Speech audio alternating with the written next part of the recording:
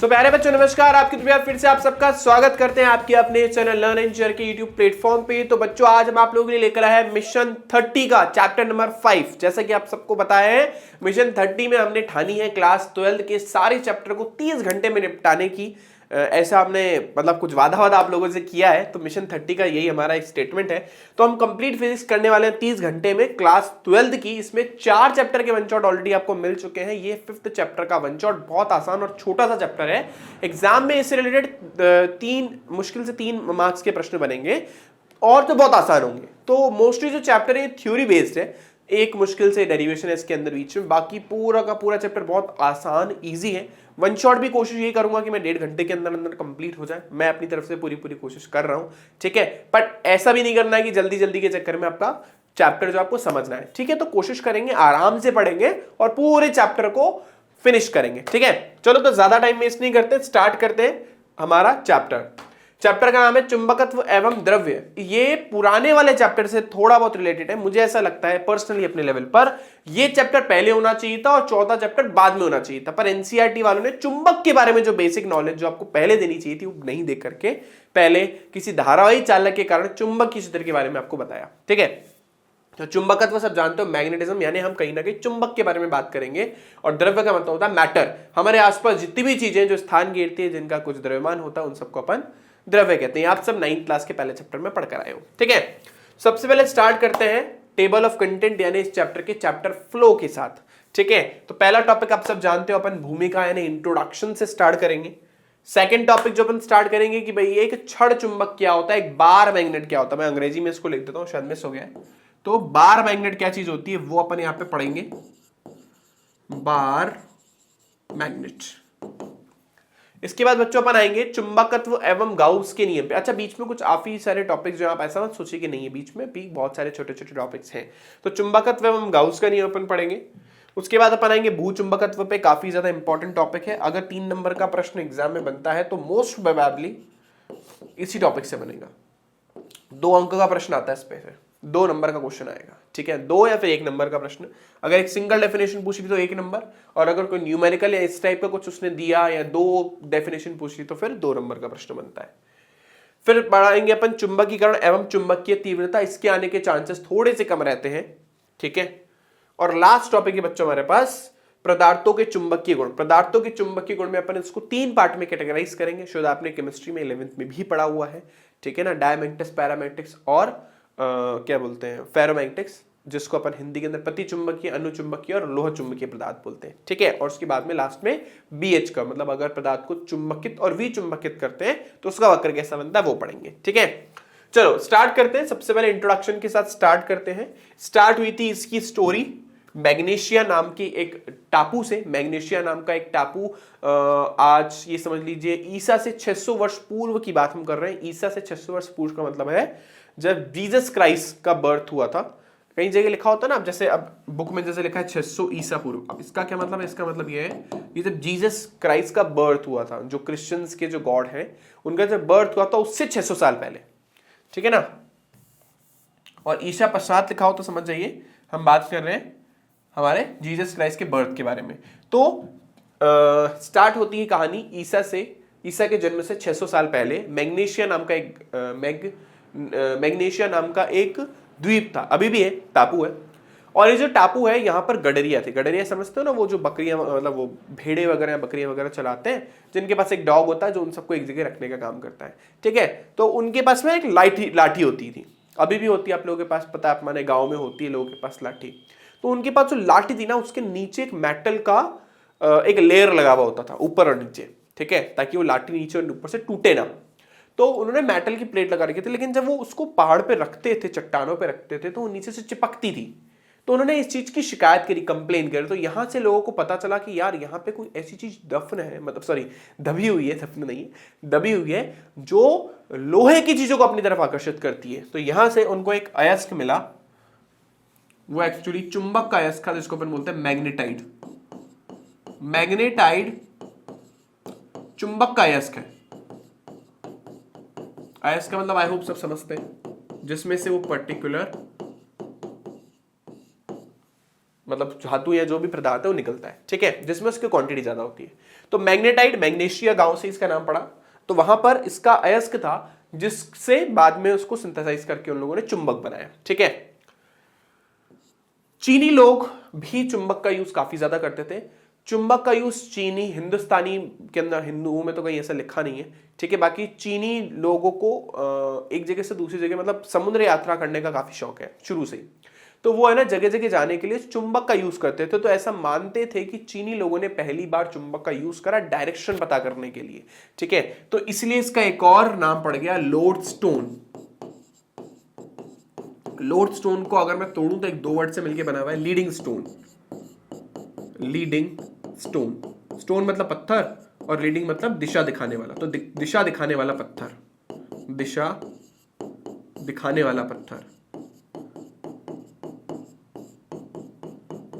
वाला पत्थर, इसीलिए इसका नाम पड़ गया लोडस्टोन, ठीक है, दिशा दिखाने वाला पत्थर। तो इस चुंबक के को अपन लोडस्टोन या फिर मैग्नेटाइट बोलते हैं, ठीक है। ऐसा मानते हैं कि चीनियों ने सबसे पहले इसका यूज डायरेक्शन पता करने के लिए करा था, ठीक है। वो लोग क्या करते थे, वो मैग्नेट लेते थे और मैग्नेट को ऐसे फ्रीली हवा में घुमा रख देते थे, मतलब धागा बांध के या कुछ बांध के, तो ऑटोमेटिकली उत्तर दक्षिण दिशा में संरेखित हो जाता था, ठीक है।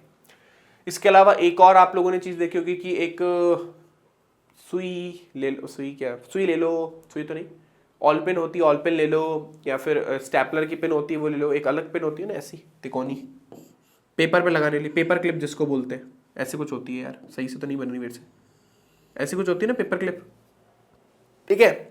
उस पेपर क्लिप को रगड़ो और रगड़ने के बाद उसको एक पत्ती पे रख दो। कहीं आप लोगों ने मूवीज वगैरह में देखा होगा, पत्ती को पानी में तराओ और उसके ऊपर वो घिस करके थोड़ा सा उसको रख दो, तो वो ऑटोमेटिकली उत्तर दक्षिण दिशा के अंदर अलाइन हो जाती है, संरेखित हो जाती है। इसके अलावा एक और उनकी स्टोरी है चाइनीज लोगों की, हैंगती नाम का एक सम्राट था जिसने अपनी बहुत सारी जो विजय प्राप्त करी थी वो इस मैग्नेट की वजह से करी थी, क्योंकि उसके इंजीनियर्स ने उसको एक ऐसा स्टैचू बना के दिया था। ये उसका रथ था, उस रथ के पीछे उन्होंने एक ऐसा स्टैचू बना के उनको दे दिया था जो क्या होता था, हमेशा दक्षिण दिशा की तरफ, ऐसे अंगुली निकली हुई थी उसकी और वो हमेशा दक्षिण दिशा की तरफ संकेत करता था ऐसे, ठीक है ना। तो ऑब्वियसली वो एक मैग्नेट था, बहुत बड़ा मैग्नेट था, उसको उन्होंने एक आदमी का आकार दे दिया था और देने के बाद उन्होंने उसको इस तरीके से सेट करा था कि उसकी फिंगर हमेशा दक्षिण दिशा की तरफ जाए, ठीक है ना। तो ऐसा कुछ हमारी एनसीईआरटी में भी लिखा हुआ है, ये सब वहीं से लिया है मैंने, ऐसा ना सोचो मैंने कहीं और से पढ़ा है। तो एक्चुअली चुंबक जो अभी मेन बात हमारे काम की कि चुंबक मैग्नेटाइट या फिर लोडस्टोन नाम के इसके निकलता है। चीनियों ने पहली बार इसको यूज करा था।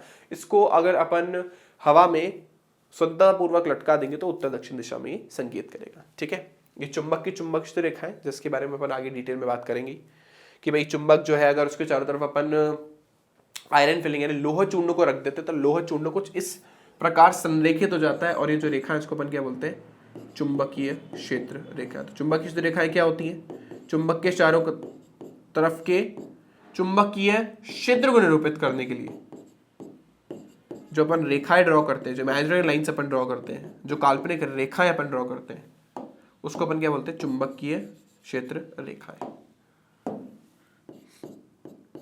ठीक है। चलिए आगे चलते हैं।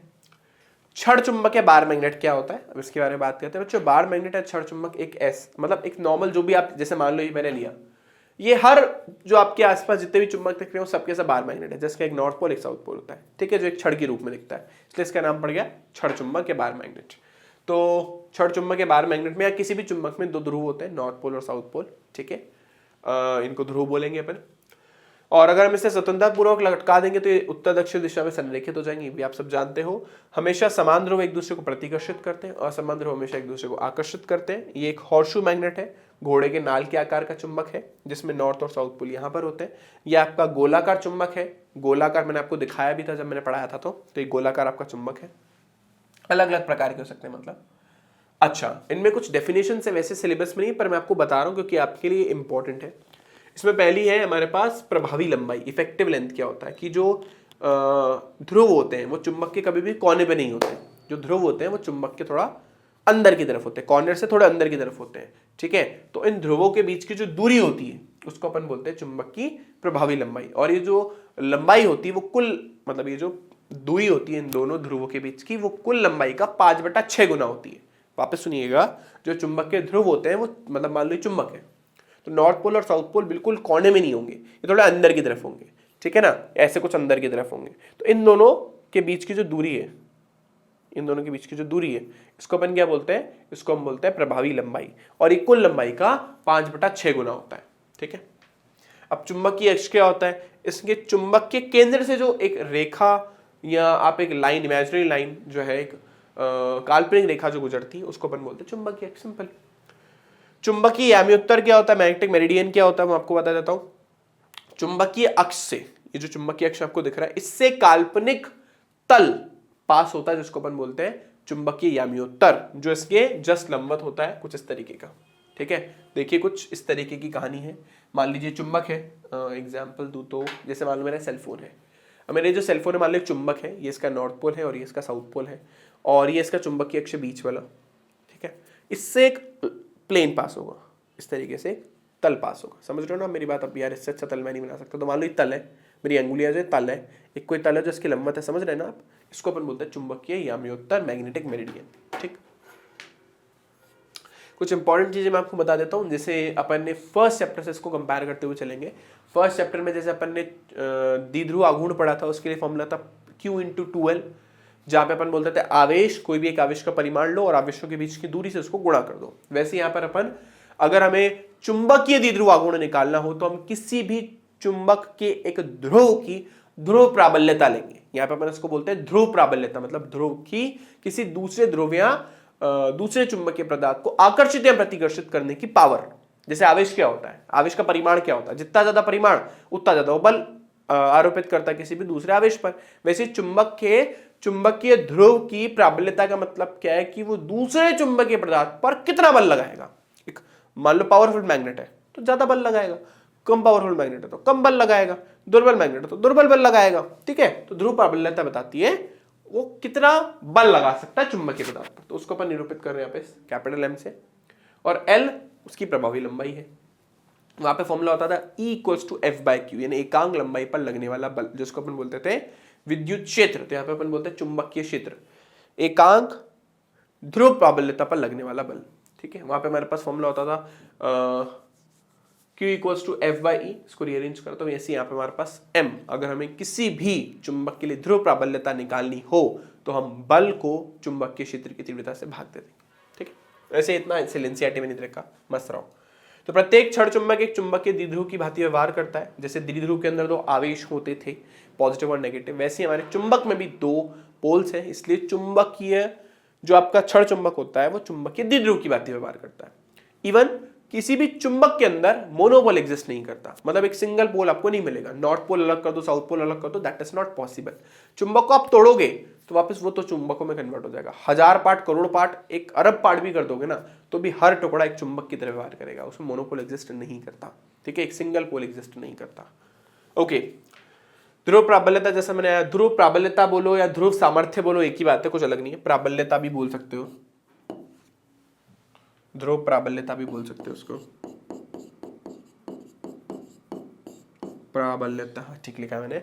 यह किसी चुंबकीय ध्रुव के अन्य चुंबकीय पदार्थों को अपनी तरफ आकर्षित करने के बल को दर्शाता है। जैसे मैंने आपको बताया, फॉर्मूला मैंने आपको बता ही दिया, F/B होता है। मात्रक निकालना चाहो तो न्यूटन पर टेस्ला। मैं फिर बता रहा हूं, एनसीईआरटी में इतना डिटेल में नहीं दे रखा। चुंबकीय द्विध्रुव आघूर्ण अभी आपको बताया, ध्रुव प्राबल्यता को इफेक्टिव लंबाई ने प्रभावी लंबाई से गुणा कर दो, मात्रक क्या आएगा, एम्पीयर/मीटर², सिंपल, ठीक है। ओके, ध्रुव सामर्थ्य या ध्रुव प्राबल्यता ध्रुव के अनुप्रस्थ काट क्षेत्रफल पर निर्भर करती है, ना कि इसकी लंबाई पर। ध्यान देना है कि आपकी ध्रुव प्राबल्यता उसकी लंबाई से उसका कोई मतलब नहीं है, उसको मतलब है आपका अनुप्रस्थ काट क्षेत्रफल कितना है। जितना ज्यादा अनुप्रस्थ काट क्षेत्रफल होगा ना वो उतना ही पावरफुल मैग्नेट होगा, ठीक।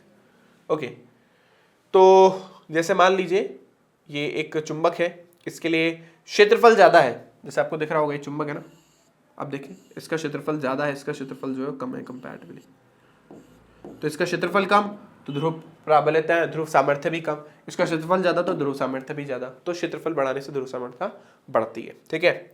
अच्छा, M की दिशा कहाँ पे होती है, मतलब ये इसकी द्विध्रुव आघूर्ण की दिशा कहाँ पे होती है। जैसे वहां पे P की डायरेक्शन जो होती थी वो नेगेटिव से पॉजिटिव की तरफ होती थी, तो यहाँ पर भी कहाँ से कहाँ की तरफ होगी।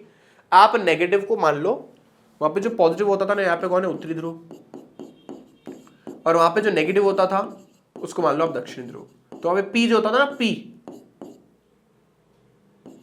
पी कौन, द्विध्रुव आघूर्ण, उसकी दिशा कहां से कहां पे होती थी, नेगेटिव से पॉजिटिव। तो यहां पर भी द्विध्रुव आघूर्ण स्मॉल एम की जो स्मॉल एम द्विध्रुव आघूर्ण है, फिर बोल रहा हूं कैपिटल एम ध्रुव प्राबल्यता है, ध्रुव सामर्थ्य है। तो एम जो है उसकी दिशा कहां से कहां पे होगी, साउथ से नॉर्थ की तरफ, सिंपल, दक्षिण से उत्तर की तरफ। मान लो कोई दो चुंबक है, उनके दो द्विध्रुव आघूर्ण अपने मतलब उनके दो क्या बोलते हैं द्विध्रुव आघूर्ण अपने को दे रखे और दोनों एक दूसरे के साथ कुछ कोण बना रहे। अगर हमें परिणामी निकालना हो तो इस फॉर्मूले का अपन यूज कर सकते हैं। ये कभी आरबीएससी में आया था 2018 या 2019, मुझे एग्जैक्टली याद नहीं है, पर एक साल आया हुआ है ये प्रश्न कि परिणामी क्या बोलते हैं द्विध्रुव आघूर्ण निकालने का सूत्र निकालिए अगर दो चुंबक जिनके द्विध्रुव आघूर्ण m1 m2 है एक दूसरे के साथ थीटा कोण बनाते हैं। तो एक्चुअली है रिजल्टेंट का फॉर्मूला, कुछ अलग नहीं है। वहां पे वेक्टर होता था, ये भी वेक्टर ही तो, सदिश ही तो, ये भी ठीक है। तो जैसे सदिशों का परिणामी निकालते तो सदिशों का परिणामी लिखा है, ठीक है। चले अब अपन आ रहे हैं एक और चीज पे, जैसे मैंने अभी आपको बताया कि अगर हम चुंबक को तोड़ भी दें तो अभी हमें एक सिंगल पोल नहीं मिलेगा। अगर हम सोचे कि यार अलग कर ले नॉर्थ पोल या साउथ पोल को, उत्तरी ध्रुव या दक्षिण ध्रुव को, तो दैट इज नॉट पॉसिबल, वो संभव ही नहीं है। आप चुंबक को तोड़ोगे वो दो चुंबकों में परिवर्तित हो जाएगा, ठीक है। हाँ, बस होगा ये कि जैसे आप चुंबक को तोड़ोगे तो कहीं ना कहीं उसकी ध्रुव प्राबल्यता प्रभावित हो जाएगी, ठीक है। ओके, अब यहां से हमारी एनसीईआरटी में दे रखा है, वो सब कुछ एनसीईआरटी में नहीं था, ये सब एनसीईआरटी में है। यहां से सब एनसीईआरटी के लिए इंपॉर्टेंट स्टार्ट हो जाता है, यहां से सब एनसीईआरटी के लिए इंपॉर्टेंट है ना, ये सब हमारी एनसीईआरटी में दे रखा है। तो सबसे सिंपल सी चीज है, चुंबकीय क्षेत्र रेखाएं हैं। तो चुंबकीय क्षेत्र रेखाओं की दो डेफिनेशन। पहला, भाई चुंबक है, हमने ऑब्जर्व किया कि यार मान लो चुंबक है, यार यहां पर तो कोई चुंबकीय पदार्थ रखता हो तो ज्यादा बल का अनुभव करता है, कॉर्नर पे, बीच में नहीं करता। मतलब यार चुंबक के चारों तरफ कोई ऐसा क्षेत्र है जो हर जगह एक जैसा नहीं है। मतलब कोने पे जाऊं तो ज्यादा फील होता है फोर्स, बीच में जाऊं मतलब बल, और बीच में जाऊं तो बल कम फील होता है। मतलब चुंबक के चारों तरफ का एक ऐसा क्षेत्र है जिस पर चुंबकीय बल लग रहा है और वो बल एक समान नहीं लग रहा, वो अलग अलग जगह अलग अलग। तो इस चुंबकीय बल को निरूपित करने के लिए, चुंबक के चारों तरफ चुंबकीय बल को निरूपित करने के लिए कुछ काल्पनिक रेखाएं बना दी हम लोगों ने, उसको अपन बोलते हैं चुंबकीय क्षेत्र रेखाएं। तो ये तो कोई बच्चों वाली डेफिनेशन जो क्लास 10 तक चल जाती थी। अब क्लास 12 के अकॉर्डिंग चलिए। क्लास 12 में जैसे अपन ने फर्स्ट चैप्टर आ जाओ, फर्स्ट चैप्टर में विद्युत क्षेत्र रेखाएं पढ़ी थी, बस वैसे ही होता है।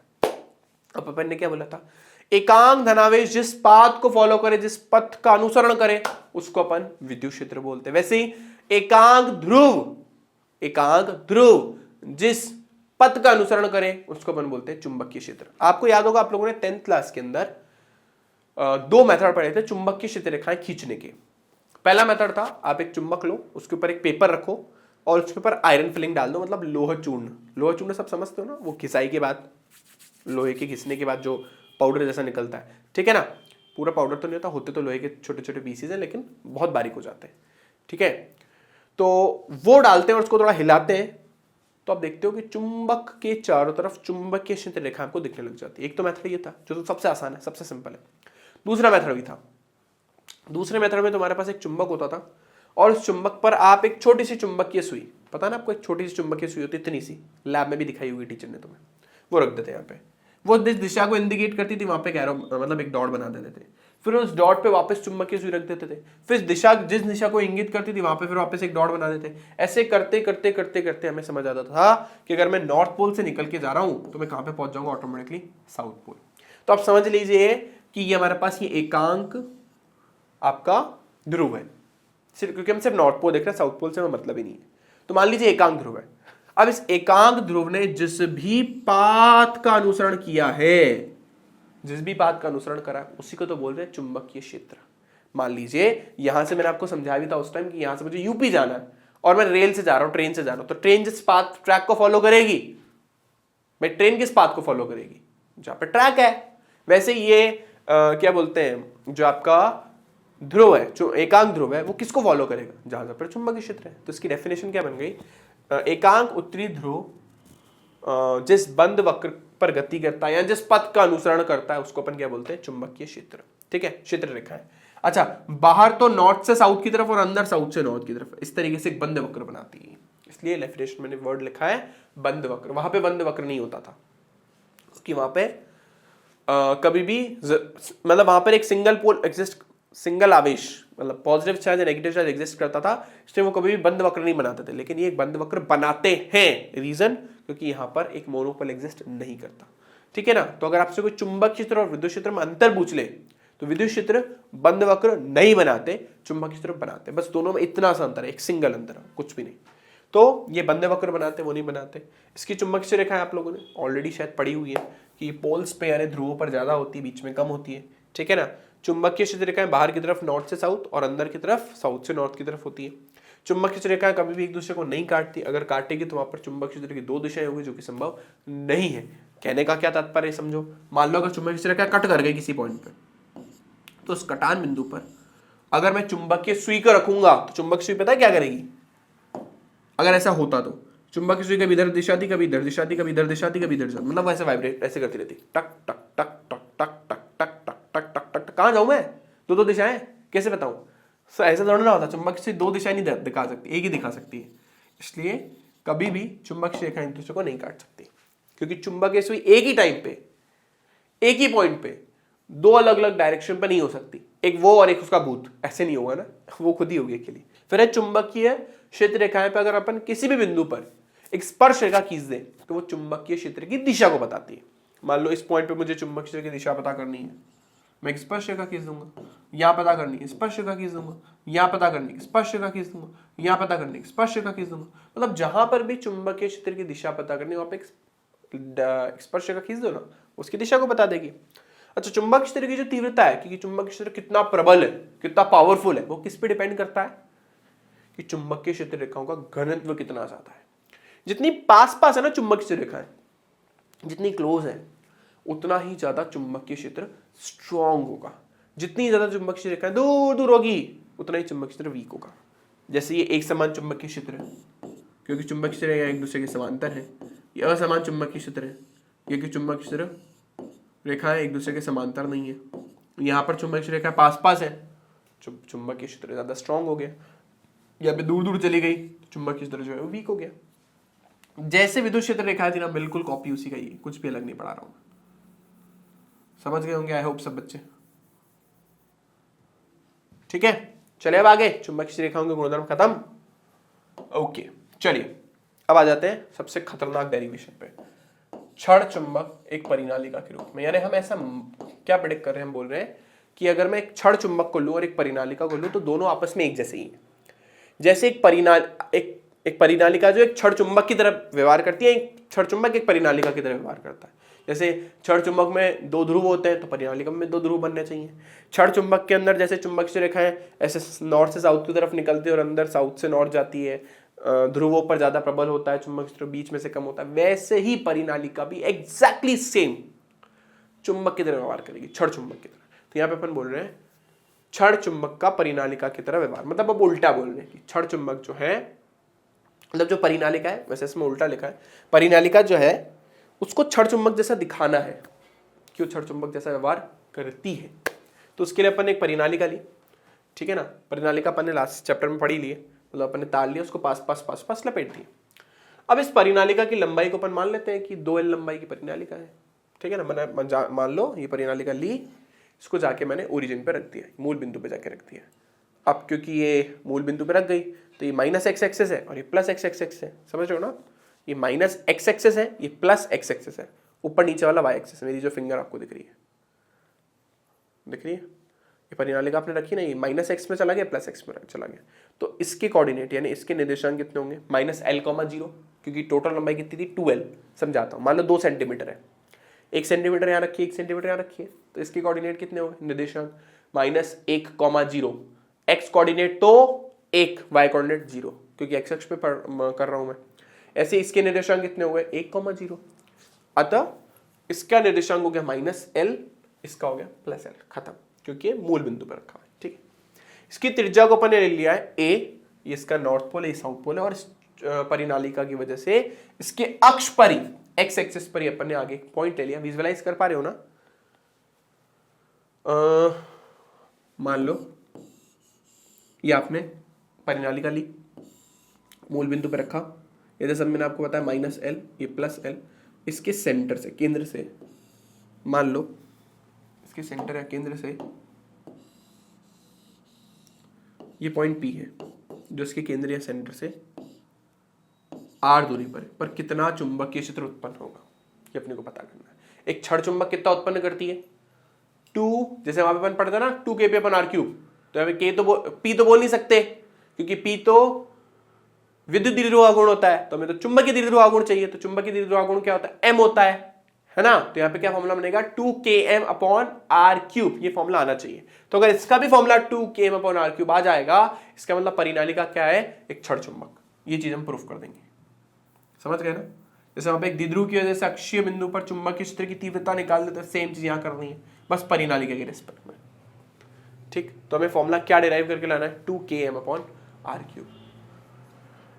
चलिए, तो हमने परिनालिका ली, इसमें फेरों की संख्या n बोल दी अपन ने। देखो सब नीचे लिखा है कि हम 2l लंबाई की परिनालिका लिखी है। एकांक लंबाई में फेरों की संख्या स्मॉल n ली है। सबको पता है स्मॉल n क्या होता है?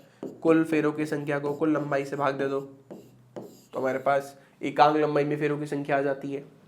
अच्छा, तो अपन से लिखा है एक माना परिनालिका जिसमें I धारा प्रवाहित हो रही है एवं एकांक लंबाई में फेरों की संख्या स्मॉल n है के कारण P बिंदु पर जो इसके केंद्र से r दूरी पर स्थित है पर चुंबक क्षेत्र की तीव्रता ज्ञात करनी है। समझ गए ना? ओके, अब देखिएगा हम क्या करेंगे। हम पूरी परिनालिका नहीं लेंगे, हम इसका एक लूप, अगर मैं सिर्फ एक टर्न के बारे में बात करूं, एक सिंगल लूप की वजह से बात करूं, तो इसके अक्ष पर चुंबकीय क्षेत्र का मान मैंने पिछले चैप्टर में पढ़ा था। एन लूप की एक कुंडली की वजह से r दूरी पर इसके अक्ष पर चुंबकीय क्षेत्र की तीव्रता का मान अपन ने निकाला था, याद करो। बहुत बड़ा सारा डेरिवेशन था वो, तो हम u0 n/r²/2 r² + x² की पावर 3/2। ठीक है, तो अपन ने ये बोला, हमने बोला कि यार एक मान लेते हैं कि हमारे पास P परिनालिका एक छोटा सा पार्ट है और बस मुझे इसमें फेरों की संख्या नहीं पता, वो भी निकाल लेते हैं। तो बाकी सब तो ठीक है। इसकी त्रिज्या को अपन ने कितना लिया? a लिया, अभी मैंने आपको जैसा बताया था। और कितनी दूरी की बात कर रहे हैं अपन? इस परिनालिका से कितनी दूरी के बारे में बात चल रही है? तो x का मान हमारे पास यहाँ पे क्या हो गया? r की जगह तो ये आ जाएगा, x की जगह कितना आएगा? हमने परिनालिका का छोटा सा पार्ट काटा है, ये पूरी परिनालिका ना इसका छोटा सा पार्ट काटा है जिसकी विड्थ अपन ने ली है, जिसकी चौड़ाई अपन ने ली है dx। उस dx की केंद्र से दूरी कितनी है? x। उस dx की केंद्र से दूरी कितनी है? x। तो इस dx की इस p बिंदु से दूरी कितनी हो गई? r-x। अगर इस dx की केंद्र से दूरी जो है, ये परिनालिका है, इसका एक छोटा सा पार्ट ले लिया यहाँ पे dx, जिसकी केंद्र से दूरी कितनी है? x। तो उस बिंदु से इसकी दूरी कितनी हो गई? r-x, क्योंकि कुल दूरी r थी। ओ x ने क्या कितना रखना है? r-x। ठीक, ये आ गया मेरे पास। अब वही कंडीशन है कि r जो है वो x से काफी बड़ा है, जैसे अपन पहले भी कंडीशन बोलते हैं, और r a से भी बहुत बड़ा है। तो इस हिसाब से ये a उड़ जाएगा और r-x की जगह सिर्फ हमारे पास क्या आ जाएगा? r आ जाएगा। मतलब इस पूरी क्वांटिटी की हम सीधा सीधा क्या ले सकते हैं? r। तो r का स्क्वायर हो गया और पावर है हमारे पास 3/2। तो देखो सॉल्व करने पे कितना। अच्छा, एक और चीज, हमें फेरों की संख्या भी तो नहीं पता। एकांक लंबाई में फेरों की संख्या कितनी है? Small n। तो इस dx लंबाई में फेरों की संख्या कितनी हो जाएगी? Small n into dx। ये ठीक है, डाला, ये रहा, इधर ही रख दिया था इसमें, ये रखा कैपिटल n की जगह n into dx। Capital n की जगह रखा n इंटू dx, r की जगह रखा a और x की जगह रखा r-x। ठीक है, ये सब रखने के बाद हम इस कंडीशन पे पहुंचे, जैसे हमने आपको बताया r² हो गया था अंदर, तो r2 से 2 मतलब पावर से पावर आपकी कैंसिल हो गई और हमारे पास वो लास्ट रिलेशन बचा है। अब हमें क्या करना है? पूरी परिनालिका की बात करनी है। तो अभी तो हमने परिनालिका छोटा सा पार्ट लिया था, तो हमें पूरी परिनालिका की वजह से गणना करनी पड़ेगी। अच्छा, अपन यहाँ पे समाकलन क्यों कर रहे हैं? क्योंकि इस परिनालिका की प्रत्येक भाग की दूरी इस बिंदु से अलग अलग है ना। और आपको पता है परिनालिका द्वारा इस P बिंदु पर उत्पन्न चुंबकीय क्षेत्र की तीव्रता इसकी उस लूप से डिस्टेंस पर भी डिपेंड करती है। आप लूप से जितना दूर रहोगे, अक्ष पर चुंबकीय क्षेत्र की तीव्रता का मान उतना कम होता जाएगा। ग्राफ याद होगा सबको? ये ग्राफ क्या बता रहा है? ये ग्राफ ये तो बता रहा है केंद्र पर रहोगे तो चुंबकीय क्षेत्र का मान ज्यादा, और जैसे जैसे दूर जाते जाओगे वैसे वैसे चुंबकीय क्षेत्र का मान बदलता जाएगा। अगर नियत रहता तो मैं समाकलन नहीं करता, लेकिन क्योंकि नियत नहीं है इसलिए मुझे समाकलन करना पड़ेगा। ठीक है, समाकलन मैंने कहां से कहां तक करा? -L से L, क्योंकि मैंने आपको बताया लिमिट कहां से कहां तक लगेगी। फिर इसमें mu nought I A square upon 2 R square, ये कांस्टेंट है, सब के सब बाहर ले लिए। अब सिर्फ अंदर बचा dx, dx का समाकलन x, पहले रखेंगे उच्च सीमा माइनस, फिर रखेंगे निम्न सीमा माइनस एल, तो माइनस माइनस हो गया आपका प्लस 2l, इसको रखा यहाँ पे आ गया, ठीक है ना। इसमें n इंटू 2a, अभी आपको स्टार्टिंग बताया था स्मॉल n किसके इक्वल है, अभी स्टार्टिंग बताया था स्मॉल n किसके इक्वल है, कुल फेरों की संख्या को कुल लंबाई से भाग दे दो, तो ऐसे स्मॉल n इंटू 2l किसके इक्वल आया, कुल फेरों की संख्या कैपिटल n के बराबर। रखो यहाँ पे, रख दिया। आपको चाहिए तो छोड़ दो इतना, नहीं तो पाई से ऊपर नीचे गुणा कर दो ताकि ऊपर क्षेत्रफल बन जाए, नहीं तो फिर चॉइस इज योर्स। फिर यहाँ पे हमारे पास बन गए n बन गया, i आ गया और इसकी जगह आ गया a, तो n i निया बन गया, और निया किसकी इक्वल होता है, चुंबकीय द्विध्रुव आघूर्ण, पिछले चैप्टर में पढ़ाकर आया हूँ, ठीक है। तो इसकी जगह अपन ने लिख दिया m, फॉर्मूला बन गया mu nought upon 2 pi into R cube, ऊपर नीचे 2 से गुणा कर दो ताकि म्यू नॉट अपॉन 4 पाई बन जाए, क्योंकि म्यू नॉट अपॉन 4 पाई कॉन्स्टेंट होता है, तो हमारे पास फॉर्मूला बन जाएगा 2k km upon are cube. यही हम चाहते थे प्रूफ करना, दैट्स इट, सिंपल, ठीक है ना। एग्जाम में इसके डेरिवेशन के आने के चांसेस थोड़े कम ही रहते हैं, ठीक है। चले आगे चले अपन, नेक्स्ट हमारा टॉपिक है ये वाला इंपॉर्टेंट है, हमारे पास कुछ टॉपिक है एक समान चुंबकीय क्षेत्र में द्विध्रुव, याद है वहां पे भी अपन ने पढ़ा था, एक समान चुंबकीय क्षेत्र में विद्युत द्विध्रुव रखते थे, यहाँ पे चुंबकीय द्विध्रुव रखेंगे, यहाँ पे तो सारे के सारे चुंबकीय द्विध्रुव होते हैं, तो चुंबकीय द्विध्रुव को एक समान चुंबकीय क्षेत्र में रखेंगे।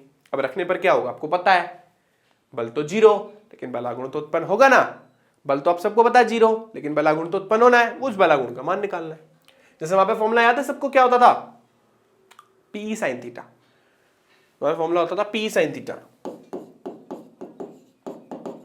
पी को किसने रिप्लेस करा, एम ने, ई को किसने रिप्लेस करा, बी ने, और साइन थीटा का साइन थीटा है, तो यहाँ पे फॉर्मूला क्या बनना चाहिए, एम बी साइन थीटा, ये फॉर्मूला डिराइव करना है, ये बलागुण इसको उत्पन्न होगा। तो देखो लिखा है चुंबकीय सुई को बाह्य चुंबकीय क्षेत्र से थीटा कोण बनाए रखने के लिए अपने जितना बलागुण लगाया है हमने, भाई मान लो ये चुंबकीय सुई है, चुंबकीय क्षेत्र के साथ ऐसे ही रहना चाहती है, चुंबकीय क्षेत्र समझ गए ना, ये आपकी नॉर्थ प्लेट हो गई, ये आपकी साउथ प्लेट हो गई, बहुत सारी चुंबकीय क्षेत्र नॉर्थ से साउथ की तरफ जा रही है, जिससे हमारा जिसने पहला चैप्टर अच्छे से पढ़ाना उसको ये चैप्टर यूं क्लिक होगा, यूं सारी चीजें उसका मतलब उसी के अंदर बस वेरिएबल चेंज होता जा रहा है, बाकी सब कुछ सेम है।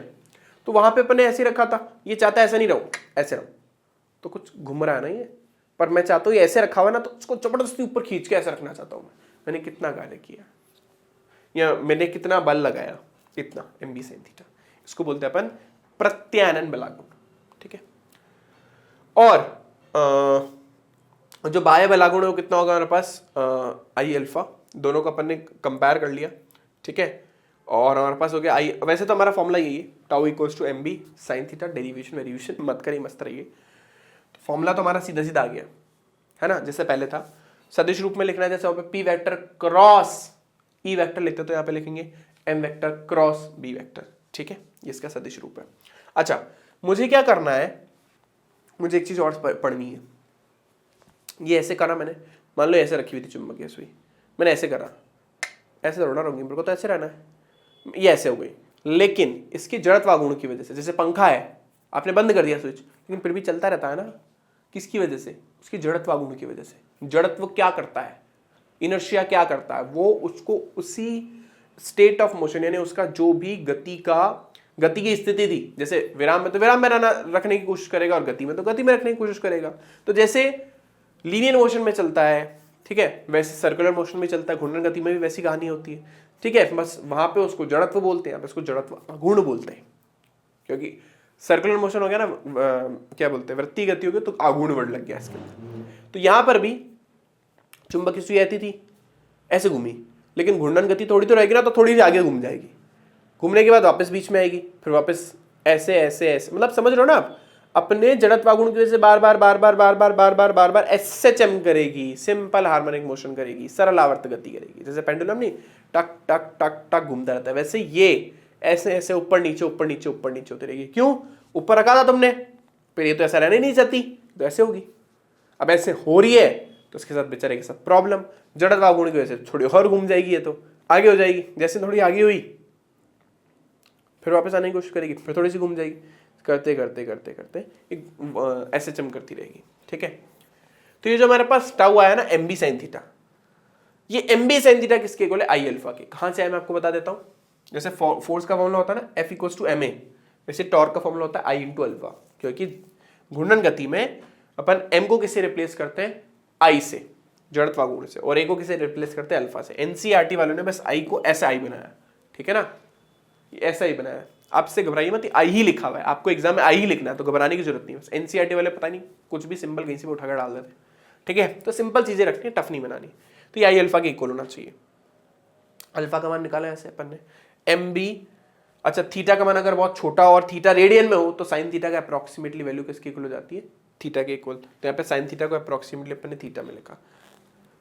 एसएचएम की यानी सरल आवर्त गति की कंडीशन होती है, अगर वस्तु का जो त्वरण होता है वो उसके विस्थापन के सीधे समानुपाती हो जाए, तो उस केस में उस गति को अपन सरल आवर्त गति बोलते हैं। और अगर वो घूर्णन गति कर रही है तो ए को अल्फा से रिप्लेस करना है और एक्स को थीटा से रिप्लेस करना है। तो अगर अल्फा जो है हमारा वो थीटा के सीधे समानुपाती हो जाए तो हम प्रूफ कर देंगे कि वो कैसा मोशन है, एसएचएम। तो यहाँ पे अपन ने देखो प्रूफ कर दिया, अल्फा जो है किसके डायरेक्टली प्रोपोर्शनल हो गया, थीटा के। इसका मतलब एक कौन सी गति है, सरल आवर्त गति। और अगर ऐसा होता है तो जो बीच में एक्स्ट्रा क्वांटिटी बचे ना, कांस्टेंट, ये ओमेगा स्क्वायर के इक्वल हो जाती है। ये सब 11th क्लास की कहानी है, सेकंड लास्ट चैप्टर की। देखो ये अगर ऐसा होता है, अगर ये कंडीशन कोई चीज फुलफिल करे तो जो कांस्टेंट आपको मिलता है वो ओमेगा स्क्वायर के इक्वल होता है। ओमेगा स्क्वायर जिसको अपन 2 पाई न्यू भी बोल सकते हैं, 2 पाई बाय टी भी बोल सकते हैं। तो सेम चीज यहां पर है, वो हमारे पास जो हमारे पास पीछे आया था ना एम बी अपॉन आई, वो किसके इक्वल हो जाएगा, ओमेगा स्क्वायर के। तो एम बी अपॉन आई को ओमेगा के इक्वल रखा, सॉरी ओमेगा स्क्वायर के इक्वल रखा, स्क्वायर यहाँ पे गया तो रूट बन गया, और ओमेगा को जैसे मैंने बताया 2 पाई अपॉन टी के इक्वल रखा, तो टी की वैल्यू यहाँ से हमारे पास आ गई 2 पाई रूट में आई अपॉन एम बी, ठीक है ना। ये वो समय है जो उसको एक आवर्त कंप्लीट करने में लगेगा। मान लो आपने उसको ऐसे छोड़ा था ना, यहाँ से नहीं लेते कभी, यहाँ से लेते, यहाँ से यहाँ पे आया, यहाँ पे आया, यहाँ पे गया, यहाँ पे आया, समझो ये चुंबक क्षेत्र रेखा है। तो यहाँ पे है, यहाँ पे गया, यहाँ पे आया, यहाँ पे गया, यहाँ पे आया, एक आवर्त कंप्लीट। तो जो समय लगा वो ये है। अगर मुझे चुंबक क्षेत्र की तीव्रता का मान निकालना है वापस इसी फॉर्मूले पे जाऊंगा मैं, यहाँ इसी फॉर्मूले में चलो दोनों तरफ स्क्वायर कर दो, स्क्वायर करने के बाद बी को एक तरफ करो, बाकी सबको एक तरफ फेंक दो, चुंबक क्षेत्र की तीव्रता का मान निकल आएगा। आई होप ये डेरिवेशन भी सबको क्लियर होगी। ये डेरिवेशन एग्जाम में नहीं पूछी जाएगी, लेकिन इस पे न्यूमेरिकल आ सकता है। सूत्र की बात करो तो सूत्र इंपॉर्टेंट है, फॉर्मूला इंपॉर्टेंट है, बाकी इसका डेरिवेशन इंपॉर्टेंट नहीं है। जब मैंने न्यूमेरिकल कराया था तो भी इसके ऊपर बेस्ड क्वेश्चन आया था। हाँ, फॉर्मूला जरूर याद रखिएगा, tau equals to M B sine theta, ठीक है। आई होप यहां तक सबको क्लियर है। चलिए बच्चों, जैसे वहां पे हमारे पास विद्युत फ्लक्स होता था, यहाँ पे चुंबकीय फ्लक्स है, तो अपन वहां पे क्या बोलते थे, किसी बंद पृष्ठ से गुजरने वाला चुंबक से रेखाएं जो कैसे गुजरनी चाहिए उसके लंबवत, उसको चुंबकीय फ्लक्स, विद्युत फ्लक्स बोलते हैं। वैसे ही कोई क्या बोलते हैं, सतह है, उससे लंबवत दिशा में जितनी चुंबकीय क्षेत्र रेखा, वहां पे विद्युत क्षेत्र रेखा गुजरती है, चुंबक क्षेत्र रेखा गुजरेगी, गुजरने वाली विद्युत क्षेत्र रेखाओं को चुंबकीय फ्लक्स कहते हैं। सिंपल, आसान, ठीक है। तो जैसे वहां पे फॉर्मूला क्या होता था, ई कॉस थीटा, तो यहाँ पे होगा बी ए कॉस थीटा, सिंपल, ई को बी से रिप्लेस कर दिया। तो वही सेम है, ये चुंबकीय क्षेत्र, क्षेत्रफल सदिश, दोनों के बीच में कोण बना थीटा, फिर चुंबकीय क्षेत्र का वो घटक लिया जो कि क्षेत्रफल सदिश की दिशा में होगा, वो होगा बी कॉस थीटा। तो हमारे पास फॉर्मूला बन गया बी कॉस थीटा इंटू ए, तो हमारे पास फ्लक्स का मान आ गया बी कॉस थीटा इंटू ए है, जिसको अपन लिख सकते हैं बी ए कॉस थीटा। यहाँ सदिश रूप में लिखो तो B vector dot A vector, जहां पे ए सदिश क्षेत्रफल सदिश है, ठीक है ना। और अगर हम दो सदिश राशियों का अदिश गुणनफल निकालते हैं या डॉट प्रोडक्ट निकालते हैं तो एक अदिश राशि प्राप्त होती है, इसलिए चुंबकीय फ्लक्स एक अदिश राशि है। इसका ऐसा ही मात्रक जो होता है वो होता है वेबर, ठीक है ना, वेबर इसका ऐसा ही मात्रक होता है। अच्छा, मैंने बाद में लिखा है। अच्छा, इसका अगर मान लो कि हमारा जो चुंबकीय क्षेत्र है वो नियत में आ रहा है, तो क्षेत्रफल नियत में आ रहा है, तो उस केस में सदिश रूप लिख दो यार, सॉरी उस केस में आप इस तरीके से समाकलन वाला फॉर्मूला लिख दो, सदिश नहीं, समाकलन वाला फॉर्मूला लिख दो।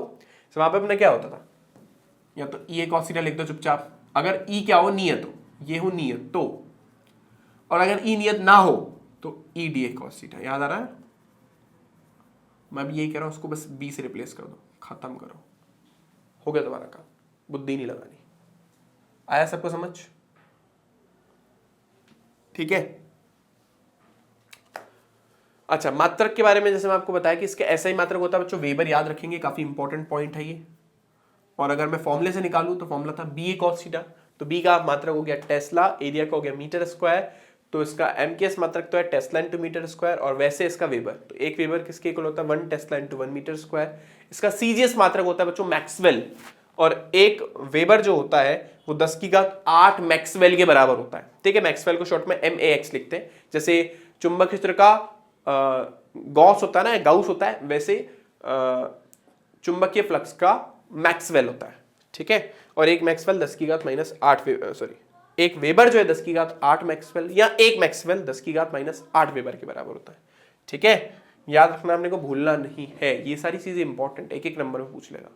चुंबकीय फ्लक्स का ऐसा ही मात्रक बताइए, चुंबक एक वेबर में कितने मैक्सवेल होते हैं, चुंबकीय क्षेत्र का सीजीएस मात्रक बताइए, फिल इन द ब्लैंक्स में दे दिया। जैसे तुम्हारे उसमें एमपी बोर्ड के अंदर फिल इन द ब्लैंक्स आते हैं, मैच द कॉलम आते हैं, उसमें डाल दिया, क्या फर्क पड़ना है उनको। वो बोलेगा एक तरफ लिखा होगा, इधर 2 कॉलम होंगे ना, तो एक कॉलम में लिखा है 1 वेबर, दूसरी तरफ लिखा 10 की घात -8 मैक्सवेल, तो आपको मिलाना तो आना, सॉरी 10 की घात +8 मैक्सवेल, तो मिलाना तो आना चाहिए ना। 10 की घात -8 मैक्स तब कब लेंगे, जब मैक्सवेल को वेबर में कन्वर्ट करना हो, छोटे को बड़े में कन्वर्ट करना हो तो माइनस, और जब बड़े को छोटे में करना हो तो प्लस। क्लियर बच्चों? तो आई होप यहां तक सबको क्लियर हो गया होगा। ठीक है, चलिए अब चलते हैं नेक्स्ट टॉपिक के ऊपर।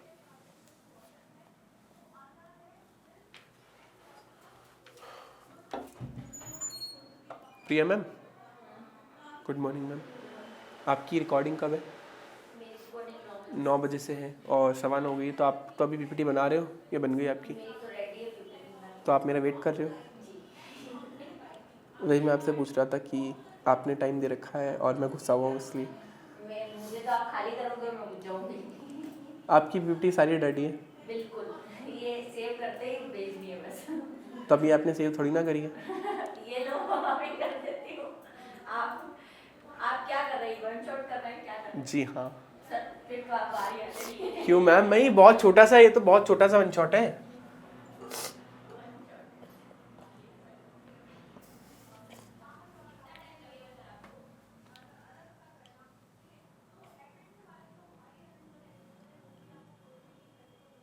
तो बच्चों मेरा नेक्स्ट टॉपिक है गाउस का नियम। अब यार वहां पे क्या होता था, जो चीज वहां पे वो यहाँ पे लिखनी है। अब वहां पे गाउस का नियम बोलता था कि जो चुंबकीय फ्लक्स होता है वो उसमें उपस्थित कुल आवेशों का 1/ε0 गुना होता है। भाई मुझे एक बात बताओ, चुंबक तो हमेशा द्विध्रुव की फॉर्म में होता है, तो अगर आपके पास एक नॉर्थ पोल है तो एक साउथ पोल होगा, तो वहां पे आपने सबको पता है ना, एक द्विध्रुव लिया मैंने, उस द्विध्रुव से संबंधित फ्लक्स का मान तो मैं निकालना है। चुंबकीय फ्लक्स नहीं बोल रहा हूं, विद्युत फ्लक्स बोल रहा हूं, क्योंकि आवेश लिखे, तो कितना होता है 0 ना। बस सेम चीज यहां पे ही है, बिल्कुल एज इट इज। अब क्योंकि यहां पर सारे के सारे चुंबक, क्योंकि एक विद्युत द्विध्रुव है, सारे के सारे चुंबक एक विद्युत द्विध्रुव है, तो इसका गाउस का नियम भी ऐसे बना है कि किसी भी चुंबक से संबंधित फ्लक्स का मान सदैव 0 होता है, क्योंकि वो एक विद्युत द्विध्रुव है, सॉरी चुंबकीय द्विध्रुव है। ठीक है, तो बस ये लिखा है, किसी भी चुंबक से संबंधित फ्लक्स का मान सदैव 0 होता है। ठीक है, अर्थात किसी चुंबक के चारों तरफ किसी स्थान पर गाउसीय प्रश्न से जितनी चुंबकीय क्षेत्र रेखाएं उसमें प्रवेश करती उतनी उसमें से बाहर निकल जाती हैं। ठीक है, जैसे मान लो मैंने ये वो लिया है, क्या बोलते हैं, चुंबक, उसके चारों तरफ चुंबक से रेखा बनाई है। मान लो मैंने कोई भी एक बंद पृष्ठ बनाई, तो जितनी लाइन उसमें एंटर करेगी ना उतनी उसमें से बाहर भी निकल जाएगी, तो मतलब उसका चुंबकीय फ्लक्स हमेशा 0 ही आएगा। ठीक है, क्यों? इसका रीजन है कि चुंबक में मोनोपोल एग्जिस्ट नहीं करता, एक सिंगल पोल, एक सिंगल ध्रुव, एकल ध्रुव एग्जिस्ट नहीं करता। ठीक है, अब भाई भू चुंबकत्व क्या होता है? भू चुंबक मतलब भू मतलब पृथ्वी, और चुंबकत्व मतलब हम उसके चुंबकीय क्षेत्र के बारे में बात करें। किसके चुंबकीय क्षेत्र के बारे में बात करें? पृथ्वी के चुंबकीय क्षेत्र के बारे में बात करें। ठीक है, वैसे तो इस पर्टिकुलर टॉपिक में एग्जाम की दृष्टि से 3 ही पार्ट इंपॉर्टेंट है, वो है दिक्पात कोण, नति कोण और पृथ्वी के चुंबकीय क्षेत्र का क्षैतिज घटक। बट पहले हम पढ़ लेते हैं कि भाई है क्या एक्चुअली। तो भाई बात आ रही है पृथ्वी के चुंबक क्षेत्र की। भाई बहुत टाइम तक लोगों ने अलग अलग थ्योरी दी, बोले पृथ्वी के केंद्र के अंदर एक चुंबक दबाव है, पहली थ्योरी बहुत कॉमन। बोले पृथ्वी के केंद्र में गए होंगे कोई भगवान जी पहले, और न इतना बड़ा चुंबक लेकर आए होंगे और पृथ्वी के केंद्र में डाल दिया, और डालने के बाद तो पृथ्वी गोल गोल घूम रही है और चुंबक भी गोल गोल घूम रहा है और चुंबक क्षेत्र उत्पन्न हो रहा है। फिर दूसरे साइंटिस्ट वाले पागल है क्या? बोले पृथ्वी का केंद्र तो बहुत गर्म है, अगर पृथ्वी के केंद्र में एक चुंबक होता तो वो तो अभी तक उसका चुंबक क्षेत्र नष्ट हो चुका होता, क्योंकि आप सब जानते हो कि चुंबक को गर्म करने से उसके चुंबकीय गुण नष्ट हो जाते हैं। क्यों हो जाते हैं वो मैं आपको बाद में बताऊंगा, ठीक है। बट अभी के लिए चुंबक को गर्म करने से उसके चुंबक क्षेत्र मतलब चुंबकीय गुण जो होते हैं वो नष्ट हो जाते हैं। तो मतलब ये थ्योरी तो हो गई गलत। तो उसके बाद सबसे वेल डिफाइंड थ्योरी जो होती है, उसकी सबसे वेल डिफाइंड थ्योरी जो अभी मानी जाती है वो ये है कि पृथ्वी की 3 लेयर आप सब जानते हो, सियाल, सीमा, नीफे। कक्षा 8 में मैंने पढ़ी थी, मुझे अच्छे से याद है। आप लोगों ने कभी पढ़ी मुझे नहीं पता। तो सियाल, सीमा, नीफे 3 लेयर्स होती है पृथ्वी की। अलग इनका नाम एक्चुअली इनकी पर्टिकुलर लेयर के अंदर, परत के अंदर जिन पदार्थ की मात्रा सबसे ज्यादा होती है उसके नाम पे पड़ा है। जैसे सीमा लिखा तो सीमा में SiMa, सिलिकॉन और मैग्नीज, ये 2 चीजें होती है। नीफे, निकल और फेरस। तो पृथ्वी के कोर के अंदर 2 मेन पदार्थ हैं, वो भी पिघली हुई अवस्था में, क्योंकि आप सबको पता है पृथ्वी का कोर एक्चुअली मोल्टन फॉर्म में, गलित अवस्था में, पिघली हुई अवस्था में। तो वहां पर 2 मेन पदार्थ हैं, ये दोनों लोह चुंबकीय पदार्थ हैं। इनको बोलते हैं निकल, मतलब ये निकल और लोहा है, लेकिन इतने गर्म है कि ये लोह चुंबकीय पदार्थ से अनुचुंबकीय पदार्थ में कन्वर्ट हो चुके हैं। अब क्या है लोह चुंबकीय, अनुचुंबकीय, उसके बारे में बाद में बात करेंगे। अभी के लिए दोनों चुंबकीय पदार्थ है बस, ठीक है, मतलब कुछ ना कुछ चुंबक क्षेत्र उत्पन्न करेंगे। ये दोनों तरल अवस्था में। तो इनके घूमने की वजह से पृथ्वी के चारों तरफ कुछ संवहन धाराएं उत्पन्न होती हैं, ठीक है ना। उन संवहन धाराओं की वजह से कुछ विद्युत धारा उत्पन्न होती है। अब संवहन धाराएं क्या होती है समझिए। पृथ्वी सूर्य से आने वाला जो प्रकाश होता है वो पृथ्वी के चारों तरफ के जो गैस है उसको आयनाइज्ड कर देता है। आयनाइज्ड कर देता है मतलब आयनित कर देता है। आयनित करने की वजह से पृथ्वी के अंदर ही चारों तरफ उन संवहन धाराओं की वजह से कुछ विद्युत क्षेत्र उत्पन्न होता है, और कोई भी धारावाही चालक हमेशा चुंबक क्षेत्र उत्पन्न करता है, तो विद्युत धारा भी अपने चारों तरफ चुंबकीय क्षेत्र उत्पन्न करेगी। यही पृथ्वी के चुंबक क्षेत्र का कारण माना जाता है, ठीक है। तो आपको जो दिख रहे हैं ना से निकलती हुई अलग अलग ये सारी संवहन धाराएं, ठीक है ना, जिसकी वजह से विद्युत क्षेत्र उत्पन्न हो रहा है और पृथ्वी का चुंबक क्षेत्र भी इसी वजह से उत्पन्न होता है, ठीक है। सिंप्लिसिटी के लिए हम पृथ्वी का चुंबक क्षेत्र कुछ इस तरीके से मान के चलते हैं। मान के चल रहे हैं कि पृथ्वी एक चुंबक है, तो इसका एक नॉर्थ पोल होगा और एक साउथ पोल होगा। आसान शब्दों में अब मान के चलिए कि पृथ्वी का, जैसे मान लीजिए ये इसका भौगोलिक उत्तर है और इसका भौगोलिक दक्षिण है, तो चुंबकीय क्षेत्र रेखाएं जो नॉर्थ से निकल के साउथ की तरफ जानी चाहिए थी कायदे से, लेकिन क्योंकि मैं कह रहा हूं पृथ्वी खुद चुंबक है और तो चुंबक के अंदर खड़े हो, तुम चुंबक के अंदर खड़े हो तो तुम्हें कहां से कहां पे चुंबक से रेखा फील होगी भाई? साउथ से नॉर्थ की तरफ ना। तो ये लो साउथ से नॉर्थ की तरफ ही आ रही है। तुम चुंबक के अंदर खड़े हो, इसीलिए तुम चुंबक के अंदर खड़े हो, इसीलिए हम थोड़ा उल्टा सोचते हैं। मतलब यहां पर चुंबकीय क्षेत्र रेखाएं साउथ से नॉर्थ इसलिए जा रही है क्योंकि हम चुंबक के अंदर खड़े होकर के चुंबक को देख रहे हैं। मान लो मैं चुंबक को चुंबक के बाहर से देखूं तो नॉर्थ से साउथ की तरफ साफ साफ मुझे चुंबक की रेखा दिखेगी, लेकिन अगर मैं चुंबक के अंदर खड़ा हो गया हूं तो मुझे देखेगा कि चुंबक की रेखा तो नॉर्थ साउथ से कहां की तरफ जा रही है? नॉर्थ की तरफ, क्योंकि चुंबक के अंदर चुंबक की रेखा कहां से कहां पे जाती है? साउथ से नॉर्थ, दक्षिण से उत्तर की तरफ। तो मैं किसके अंदर खड़ा हूं? मैं चुंबक के अंदर खड़ा हूं, मैं पृथ्वी के अंदर खड़ा हूं। पृथ्वी एक चुंबक है और चुंबक के अंदर खड़े होने पर चुंबक की रेखाएं साउथ से नॉर्थ की तरफ जानी चाहिए, इसलिए हमने यहाँ पे चुंबक की रेखाएं साउथ से नॉर्थ की तरफ बनाई है, ठीक है बच्चों। अब समझिए थोड़ा सा, पहली चीज मैं आपको एक चीज और यहां पे बता दूं कि भाई पृथ्वी का भौगोलिक उत्तरी ध्रुव और चुंबकीय उत्तरी ध्रुव दोनों अलग अलग होते हैं, ठीक है ना। समझाता हूं कैसे, अभी आपको समझ आएगा। देखिए क्या किया आपने, आप पृथ्वी के चुंबकीय, मतलब आपके पास में एक सुई है और आप चुंबकीय सुई का यूज करके नॉर्थ पोल पे पहुंचना चाहते हो, ठीक है। आप गए गए गए गए गए चुंबकीय क्षेत्र को फॉलो करते करते करते करते गए। अरे मैं तो फ्रेम से बाहर निकल गया। हाँ, तो चुंबकीय सुई है मेरे पास, इसने इधर दिखाया मैं इधर चला गया, इसने इधर दिखाया मैं इधर चला गया, इसने इधर दिखाया मैं यहाँ पहुंच गया। तो पृथ्वी मतलब इस चुंबकीय सुई के अकॉर्डिंग यहाँ पे जब मैं खड़ा हूँ, यहाँ पर पृथ्वी का उत्तरी ध्रुव होना चाहिए, क्योंकि चुंबकीय सुई ने तो मुझे यही दिखाया। लेकिन जब मैं उस पॉइंट पे पहुंचा ना, तो मुझे पता चला कि भाई मैं जिस पॉइंट पे खड़ा हूं वो भौगोलिक उत्तरी ध्रुव है ही नहीं, वो नॉर्थ पोल तो है ही नहीं। वो दूरी तो एक्चुअली नॉर्थ पोल से 700-800 किलोमीटर दूर है। तो यहां से मैं समझ आया कि पृथ्वी का भौगोलिक उत्तरी ध्रुव और पृथ्वी का चुंबकीय उत्तरी ध्रुव दोनों अलग अलग है। मतलब अगर ये पृथ्वी है और ये पृथ्वी का साउथ पोल और नॉर्थ पोल है एग्जैक्ट, जो उसके अपोजिट कॉर्नर्स पे है, तो पृथ्वी का चुंबकीय उत्तरी ध्रुव और दक्षिण ध्रुव इनके साथ नहीं होगा, वो इसके साथ कुछ ना कुछ कोण बनाएगा। कुछ छोटा सा कोण बनाएगा, पीछे बता रखा है क्या मैंने? ये रहा, ये जो आपको दिख रहा है, ये चुंबक का उत्तरी ध्रुव है, ये चुंबकीय उत्तरी ध्रुव, ये चुंबक का चुंबकीय दक्षिण ध्रुव, ये भौगोलिक उत्तरी ध्रुव, ये भौगोलिक दक्षिण ध्रुव, यानी पृथ्वी का चुंबकीय ध्रुव और भौगोलिक ध्रुव दोनों एक ही नहीं होते, दोनों अलग होते हैं, दोनों के बीच में कुछ ना कुछ डिफरेंस होता है, डिस्टेंस होता है, ठीक है ना। इसका रीजन है कि पृथ्वी सीधी नहीं है, थोड़ी सी अपनी कोण पे झुकी हुई है, ठीक है ना, इसके पीछे ही रीजन है।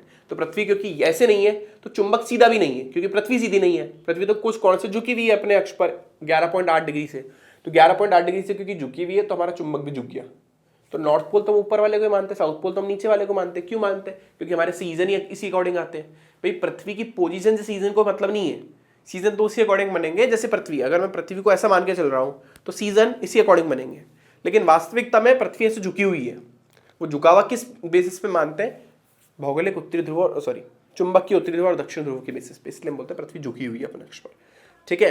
तो भौगोलिक उत्तरी ध्रुव और दक्षिण ध्रुव चुंबकीय उत्तरी ध्रुव और दक्षिण ध्रुव के साथ कभी भी एक ही बिंदु पर कोइंसाइड नहीं करते, वो अलग अलग होते हैं। उनके बीच में जो कोण बनता है वो होता है लगभग 11.3 डिग्री का, ठीक है ना। अब इस भौगोलिक उत्तरी ध्रुव और दक्षिण ध्रुव से एक प्लेन पास होता है, एक आप समझ लीजिए प्लेन वाला प्लेन नहीं, एक सतह, एक तल पास होता है। उस तल का नाम क्या है बच्चों? उस तल का नाम है भौगोलिक याम्योत्तर। उसका नाम क्या है? भौगोलिक याम्योत्तर। ऐसे इस चुंबकीय उत्तरी ध्रुव और चुंबकीय दक्षिण ध्रुव से भी एक तल पास होता है जिसको अपन बोलते हैं चुंबकीय याम्योत्तर, ठीक है। तो इस समझ गए ना, दो प्लेन है इस तरीके से, भाई ये भौगोलिक उत्तरी ध्रुव और दक्षिण ध्रुव की एक रेखा है, इसे एक तल मान लो पास हो रहा है। जैसे एग्जांपल अगर मैं आपको दूं तो ईशान सर की नई डायरी है, हाँ जी, तो ये मान लीजिए इसका भौगोलिक उत्तरी ध्रुव था, ये भौगोलिक दक्षिण ध्रुव था, इस रेखा से एक तल पास हो रहा है। ये इसका चुंबकीय उत्तरी ध्रुव था, ये चुंबकीय दक्षिण ध्रुव था, इससे एक तल पास हो रहा है। इसको अपन बोलेंगे भौगोलिक याम्योत्तर, इसको बोलेंगे चुंबकीय याम्योत्तर। इनके बीच का जो कोण है इसको बोलते हैं दिक्पात कोण। इसका नाम क्या है बच्चों? दिक्पात कोण। तो किसी भी स्थान पर इसकी, हर स्थान पर इसकी वैल्यू अलग अलग हो सकती है। क्यों हो सकती है उसका रीजन भी मैं आपको समझाता हूँ। जैसे मान लो मैं यहाँ खड़ा हूँ, जैसे मैं मान लो यहाँ पे खड़ा हूँ, तो जैसे डायग्राम से मैंने आपको समझाया था, ये प्लेस टू प्लेस वेरी करती है। इस कोण का नाम क्या है? चुंबकीय याम्योत्तर और भौगोलिक याम्योत्तर के बीच में बनने वाले कोण को अपन क्या बोलते हैं? दिक्पात कोण बोलते हैं, ठीक है ना। और ये एक स्थान से दूसरे स्थान पर जाने पर परिवर्तित हो जाता है। क्यों हो जाता है उसके पीछे रीजन समझा रहा हूं। मान लो आप यहाँ पे खड़े हो, ठीक है ना। अब आप, ये रहा आपका भौगोलिक उत्तरी ध्रुव, ये रहा आपका चुंबकीय उत्तरी ध्रुव, इनके बीच में कुछ ना कुछ कोण बन रहा होगा जिसको अपन दिक्पात कोण बोल रहे हैं। आपके हाथ में चुंबकीय सुई थी, आप थोड़ा आगे चले गए, तो आप एक्चुअली आप किसको फॉलो कर रहे हो? भौगोलिक उत्तरी ध्रुव को नहीं, आप चुंबकीय उत्तरी ध्रुव को फॉलो कर रहे हो। तो आप पहुंचे इस पॉइंट पे, मान लो इस पॉइंट पे। अब वापस आपने देखा यार चुंबकीय उत्तरी ध्रुव तो मेरी दिशा में ही है, भौगोलिक उत्तरी ध्रुव वहीं रह गया, इनके बीच में कोण बन गया। आप देखो कोण पहले से बड़ा हो गया ना, ऑब्वियस सी बात है, पॉइंट के जितना क्लोज जाते जाओगे कोण बढ़ता जाएगा, ठीक है। तो जो दिक्पात कोण होता है वो प्लेस टू प्लेस वेरी करता है, एक स्थान से दूसरे स्थान पर जाने पर परिवर्तित हो जाता है, ठीक है। आई होप मेरी बात सबको समझ आ गई। तो डेफिनेशन तो यही है कि है ना, चुंबकीय याम्योत्तर और भौगोलिक याम्योत्तर के बीच में बने हुए कोण को क्या बोलते हैं? दिक्पात कोण कहते हैं, और एक स्थान से दूसरे स्थान पर जाने पर परिवर्तित हो जाता है। कैसे, मैंने आपको बता दिया, ठीक है। नति कोण या नमन कोण क्या होता है? चुंबकीय सुई अगर ऊर्ध्वाधर तल में घूमने के लिए स्वतंत्र है तो वो क्षैतिज के साथ जो कोण बनाएगी उसको अपन बोलते हैं नति कोण या नमन कोण। अब मान लो चुंबकीय सुई ऐसे नहीं घूम रही है, एक तो ऐसे से घुमा लो क्षैतिज तल में ना, अब मैं कह रहा हूं ऐसे से घूमने वाली चुंबकीय सुई है, ऐसे ऊपर नीचे, ठीक है ना। अब मान लो चुंबकीय सुई, और मान लो मैं नॉर्दर्न हेमिस्फीयर उत्तरी गोलार्ध में हूं, मतलब भूमध्य रेखा सबको पता है ना, पृथ्वी के बारे में सबको नॉलेज है ना, थोड़ी बहुत सबकी भूगोल अच्छी है आई गेस। तो भूगोल में आपको सबको पता ही है हमारा भूमध्य रेखा, अरे कलर नहीं दिख रहा सर, ये हमारी भूमध्य रेखा, इस भूमध्य रेखा के ऊपर वाला पार्ट उत्तरी गोलार्ध, इसके नीचे वाला पार्ट दक्षिणी गोलार्ध। तो दक्षिणी गोलार्ध, अगर मान लो मैं उत्तरी गोलार्ध में खड़ा हूं और उत्तरी गोलार्ध के अंदर मेरे हाथ में चुंबकीय सुई जो ऐसे घूम सकती है, मैं क्या ऑब्जर्व करूंगा पता है? ये चुंबकीय सुई का जो उत्तरी ध्रुव है ना, इसके उत्तरी ध्रुव है, ये पृथ्वी की तरफ चिपकने की पृथ्वी से दूर जाने की कोशिश करेगा, उसकी तरफ चिपकने की कोशिश करेगा।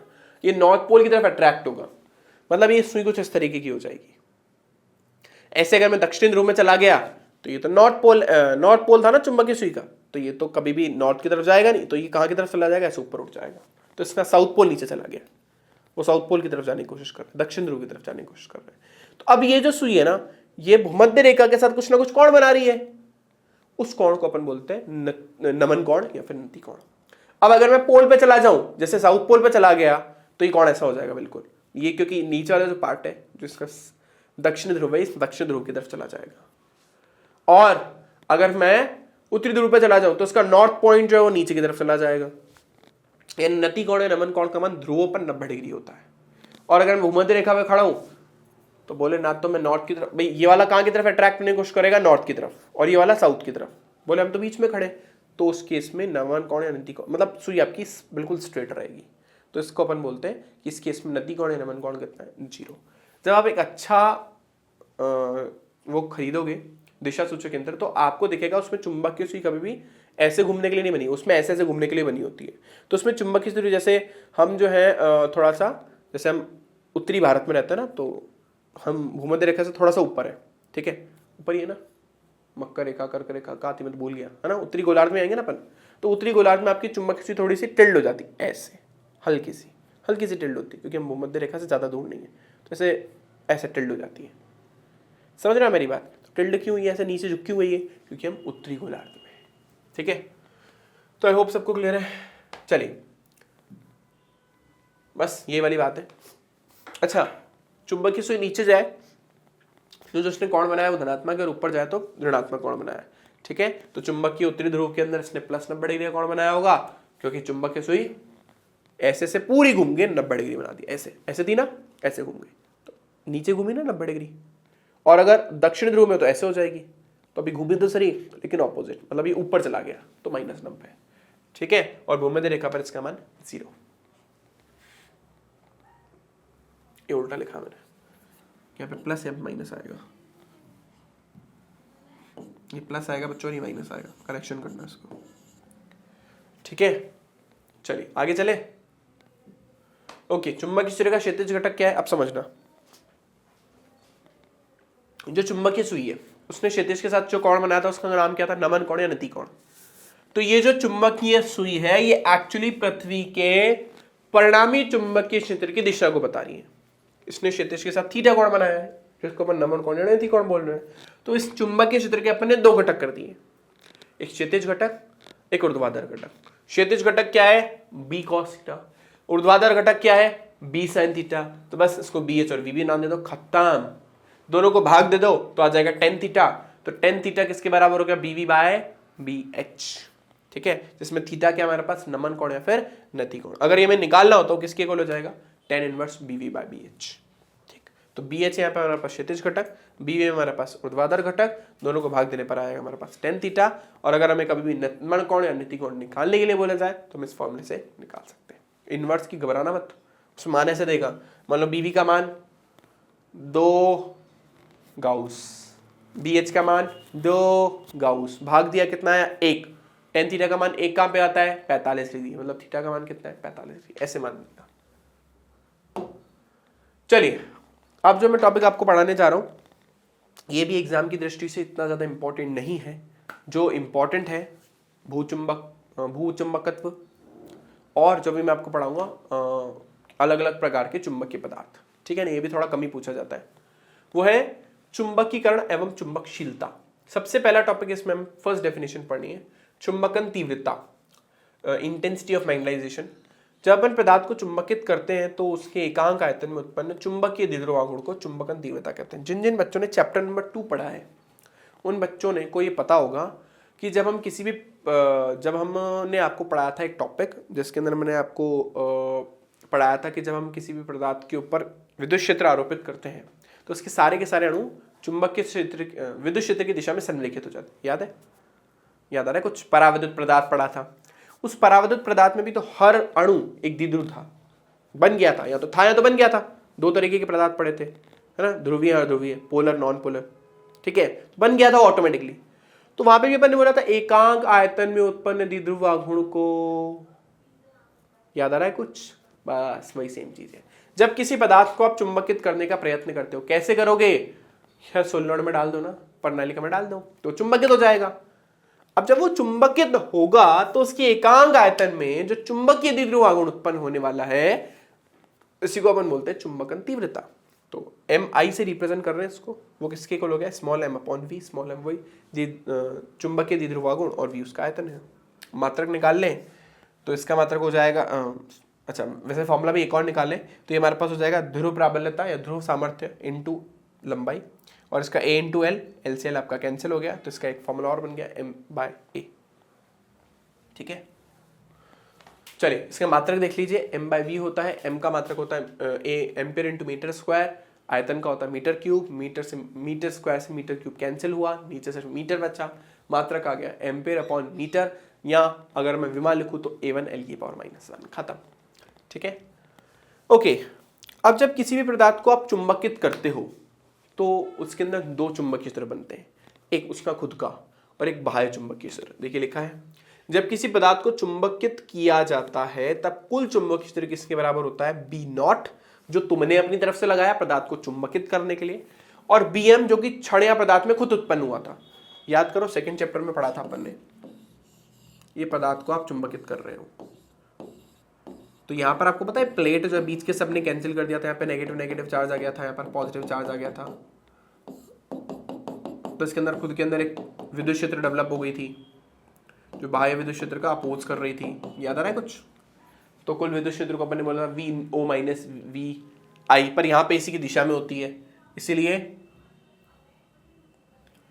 बच्चों यहाँ पर हम बोल रहे हैं कुल चुंबकीय क्षेत्र किसकी इक्वल होगा? एक तो परिनालिका का जो तुमने बाह्य लगाया, और दूसरा मैंने पदार्थ में अपने आप चुंबकित हुआ तो मेरे पास भी तो कुछ चुंबकत्व है, मेरा चुंबकत्व, तो कुल चुंबकत्व हो गया B nought plus B M. ठीक है, ये बी नॉट तो तुमने लगाया ना, और ये बी नॉट परिनालिका की वजह से उत्पन्न हुआ, और परिनालिका का चुंबकीय क्षेत्र कितना होता है? म्यू नॉट है, ये फॉर्मूला पढ़ा है, लगाओ। अच्छा, बी एम पदार्थ की वजह से उत्पन्न हुआ है तो उसका फॉर्मूला क्या होता है? म्यू नॉट इंटू एम आई। ये पदार्थ की चुंबकन तीव्रता पर डिपेंड करेगा कि पदार्थ कितना जल्दी चुंबकित हो जाता है, तो ये लिखा है। ठीक है, तो B M is direct proportional to M I हुआ, समानुपाती का चिन्ह हटाने पर क्या है? Mu naught. अब इसको उठा के यहां रख दो, तो मतलब जब किसी पदार्थ को चुंबकित किया जाता है तो दो चुंबकीय क्षेत्र, बी नॉट जो हमने लगाया, बी एम जो पदार्थ में उत्पन्न हुआ, वो किस पे डिपेंड करता है? उसके एम आई पे, मतलब उसका चुंबकन तीव्रता कितना है, मतलब वो कितना जल्दी चुंबकित हो जाता है। तो हमारे पास कुल चुंबकीय क्षेत्र आया ये। ठीक है बच्चों, अब हमारे पास चुंबकन क्षेत्र। ठीक है, बाह्य कारकों के अतिरिक्त उत्पन्न चुंबकीय क्षेत्र को चुंबकन क्षेत्र कहते हैं, और ये चुंबकीय क्षेत्र को अपन रिप्रेजेंट करते हैं एच से, और बी जो होता है वो डायरेक्ट प्रोपोर्शनल होता है एच के, समानुपाती का चिन्ह हटाने पर आ जाएगा म्यू नॉट। ठीक है, और एच का मान किसके बराबर होता है? एन आई के। ठीक है, और आप जब लिखोगे तो इसकी जगह लिख सकते हैं म्यू नॉट एन आई। ठीक, अब ये कहां से आया, इसका मतलब क्या है वो भी बताता हूं, पढ़ा था वहां पे। P is direct proportional to एकांक आयतन में उत्पन्न चुंबकीय आघूर्ण विद्युत क्षेत्र की तीव्रता के सीधे समानुपाती, सेम होता ना, P is direct proportional to E, समानुपाती का चिन्ह हटाने पर एक नियतांक आया था काई, सेम चीज यहां पर है एग्जैक्टली। वहां पे P था, यहाँ पे MI था, अभी भी थोड़ी देर पहले बताया, एकांक आयतन में उत्पन्न चुंबकीय द्विध्रुव आघूर्ण MI, E की जगह आ गया यहाँ पे H। ठीक है, समानुपाती का चिन्ह हटाने पे आ गया काई बी, काई बी को अपन बोलते हैं चुंबकशीलता, मैग्नेटिक ससेप्टिबिलिटी, वहां पे बोलते थे इलेक्ट्रिक ससेप्टिबिलिटी। ये मात्रकहीन और विमाहीन राशि है, जैसे वहां पे होता था यहाँ पे भी होता है। ठीक है, अब चाहो तो ये जो एम आई का मान है और ये जो बी का मान है, इसको उठा के फॉर्मूले में डाल दो। बी तुम्हें चाहिए था, एम आई तुम्हें चाहिए, डाल दो इसमें।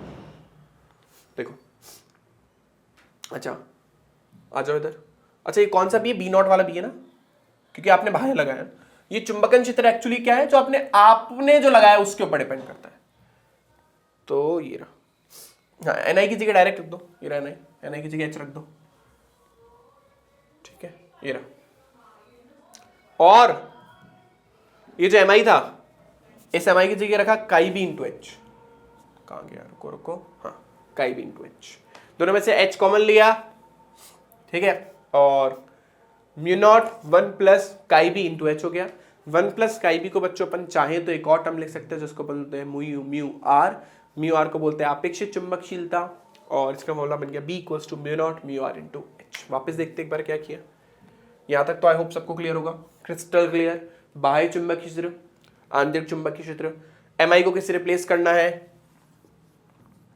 काई एम इंटू एच, इसको किसी ने रिप्लेस करना है एच, खत्म, इतना याद रखना। क्या कॉमन लोगे, एच, अंदर कितना आएगा 1 प्लस काई एम, उसको क्या लिखोगे म्यू आर। ठीक है। अब ये जो म्यू आर है ना, इसी से हम पदार्थ को बताते हैं कि पदार्थ किस प्रकार का पदार्थ है। 3 तरीके के पदार्थ होते हैं, पराविद्युत पदार्थ या प्रतिचुंबकीय पदार्थ, प्रति होगा ये, प्रतिचुंबकीय पदार्थ, अनुचुंबकीय पदार्थ और लोह चुंबकीय पदार्थ। प्रति नाम से समझ आ रहा है, घिन्न करता है चुंबकीय क्षेत्र में, मतलब अगर आप इसको चुंबकीय क्षेत्र में रख दोगे ना तो ये चुंबकीय क्षेत्र को प्रतिकर्षित, मतलब चुंबक के पास रखते हो उससे प्रतिकर्षित होना स्टार्ट हो जाएगा। ऐसा पदार्थ, सर ऐसा भी कोई पदार्थ होता है क्या जो चुंबकीय क्षेत्र को प्रतिकर्षित करता है, मतलब चुंबक से अट्रैक्ट होने के बजाय रिपेल करता है, मतलब चुंबक तुम उसे दूर भाग। ऐसा तो सिर्फ चुंबक में देखा है, पदार्थ में तो नहीं देखा। चुंबक को तो या तो किसी पदार्थ पे चिपकता है तो नहीं चिपकता, यही होता है ना। पर कुछ ऐसे पदार्थ होते हैं जिसके पास में जो चुंबक लेके जाते हैं तो वो उससे प्रतिकर्षित होते हैं। ऐसे पदार्थ हैं जल, गोल्ड, सोना। सर हमने तो नहीं देखा, दिखेगा भी नहीं, बहुत कम प्रतिकर्षण होता है। ठीक है, तो माइक्रोस्कोप से जब आप देखोगे तो आपको दिखेगा कि वो पदार्थ उससे दूर भागने की कोशिश कर रहा है थोड़ा थोड़ा।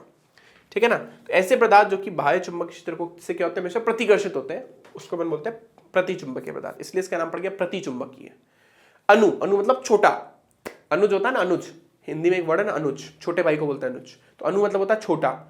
तो अणु चुंबकीय पदार्थ का मतलब होता है वे पदार्थ जो चुंबकीय क्षेत्र की तरफ आकर्षित तो होते हैं लेकिन ज्यादा बल से नहीं, दुर्बल बल से आकर्षित होते हैं।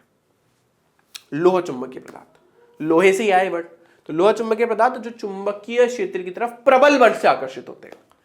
तो इसके लिए म्यू आर का मान 1 से छोटा हो गया। अगर म्यू आर का मान 1 से छोटा होगा तो बी का मान कैसा आएगा, नेगेटिव। और बी का मान नेगेटिव आने का क्या मतलब है, बी का मान नेगेटिव आने का क्या मतलब है, पूरी क्वांटिटी नेगेटिव आ रही, मतलब पदार्थ उसके अंदर रहना ही नहीं चाहता। जब आप उसको चुंबकित करने की कोशिश कर रहे हो ना पदार्थ, वो उसमें रहना ही नहीं चाहता, वो जैसे आप उसके अंदर रखोगे तो बाहर निकल आएगा। ठीक है, म्यू आर का मान ग्रेटर देन 1 है, इसका मतलब वो उसकी तरफ आकर्षित हो रहा है, और म्यू आर का मान 1 से बहुत बहुत बड़ा है, इसका मतलब वो उसकी तरफ प्रबल बल से अट्रैक्ट हो रहा है। इसको पता कैसे करेंगे, देखो कर सकते हैं। हमने एक स्प्रिंग बैलेंस, सबको पता है, वो कबाड़ी जो यूज करते हैं सामान उठाने के लिए, आजकल तो जिनको वेट करना था उसके लिए भी उसका यूज करते हैं ना। तो अगर मान लो इसके साथ मैंने एक पदार्थ अटैच कर दिया और एक परिनालिका ली। परिनालिका क्या है, इसके अंदर एक समान चुंबकीय क्षेत्र है या नहीं है। तो अगर मैंने मान लो इस पे अनुचुंबकीय पदार्थ लटका रखा है तो आप देखोगे कि ये जो है ना ऊपर की तरफ जा रहा है, मतलब आपकी रीडिंग कम हो रही है। भाई गुरुत्वाकर्षण की वजह से नीचे तो खिंच गया था ये, लेकिन जैसे इसको एक समान चुंबकीय क्षेत्र के पास रखा है, दूर की तरफ भागने की कोशिश कर रहा है। सॉरी ये प्रतिचुंबकीय लिखना था, मैंने अनु लिख दिया। मैं पोल प्रति के बारे में रहा हूं, लिखा अनु दिया, कोई बात नहीं, चेंज कर लेते हैं। तो ये प्रतिचुंबकीय पदार्थ है। अगर इसी पदार्थ की जगह एक अनुचुंबकीय पदार्थ लगा होता तो रीडिंग बढ़ती, मतलब वो नीचे की तरफ अट्रैक्ट होता, और लोह चुंबकीय तो और ज्यादा होता।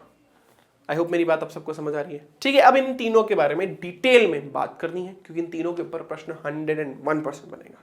ठीक है बच्चों, तो नेक्स्ट टॉपिक अपन देखते हैं हमारा प्रतिचुंबकीय पदार्थ, अनुचुंबकीय पदार्थ और लोह चुंबकीय पदार्थ इन डिटेल। चलिए, तो पदार्थों के चुंबकीय गुण जो मैंने आपको बोला वही सारी इस टेबल में लिखा है, कुछ भी अलग नहीं लिखा। ठीक है, तो इसको अपन स्किप कर रहे हैं, आई होप सबको डायरेक्टली समझ आ जाएगा। चलिए, प्रतिचुंबकीय पदार्थ जो जैसे मैंने आपको बताया, जब इनको बाह्य चुंबकीय क्षेत्र में रखते हैं तो वो उससे हमेशा प्रतिकर्षित होते हैं। ठीक है, इसका एग्जांपल है कॉपर, जिंक, ये जो आपको आसानी से मिलने वाले पदार्थ हैं, gold, silver, oxygen, nitrogen, H2O, जितने भी द्विपरमाणु कण होते हैं जनरली, नॉट ऑलवेज, हमेशा नहीं, जब जो द्विपरमाणु होते हैं जनरली सामान्यतः वो जो है प्रतिचुंबकीय पदार्थ जिसमें इलेक्ट्रॉन जो है पेयर्स की फॉर्म में होते हैं, जिनमें पेयरिंग कंप्लीट होती है जनरली, हमेशा नहीं। तो मान लीजिए एक प्रतिचुंबकीय पदार्थ है, उसको हमने चुंबकीय क्षेत्र में से लटकाया, एक समान चुंबकीय क्षेत्र में से लटकाया है ना, ऐसे पदार्थ को आप देखोगे ऐसे लंबवत हो गया, उसके परपेंडिकुलर ऐसे हो गया, मतलब चुंबकीय क्षेत्र की दिशा में जाना ही नहीं चाहता, हमेशा से प्रतिकर्षित ही होगा, प्रतिकर्षित होते होते बिल्कुल सीधा हो गया। ठीक है, तो इन पदार्थों को एक समान चुंबकीय क्षेत्र में रखने पर ये चुंबक क्षेत्र के लंबवत हो जाते हैं। ठीक है ना, असमान चुंबकीय क्षेत्र में रखने पर, ये तो एक समान था, मान लो असमान है, कहीं पे चुंबकीय क्षेत्र ज्यादा है कहीं पे कम है, तो ये हमेशा खसक के कहां चले जाएंगे पता है, ज्यादा से कम की तरफ, क्योंकि इनका काम है भाई, मान लो हर तरफ चुंबकीय क्षेत्र है और मेरे को चुंबकीय क्षेत्र से घिन्न है।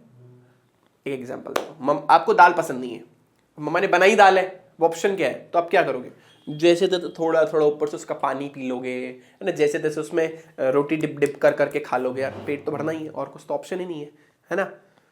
अब अच्छे वाले पेरेंट है आपके, तो आप घर जाके बाहर से कुछ भी खाओगे, नूडल्स खाओगे, कचरा खाओगे, बट अगर आपके पास कोई ऑप्शन नहीं है, सारी दुकानें बंद हैं, आपके घर में दाल बनी है, चपाती बनी है, मतलब रोटी बनी है, कोई दाल पसंद नहीं है, तो आप क्या करोगे, रोटी लोगे, जबरदस्ती बेमन से खाओगे।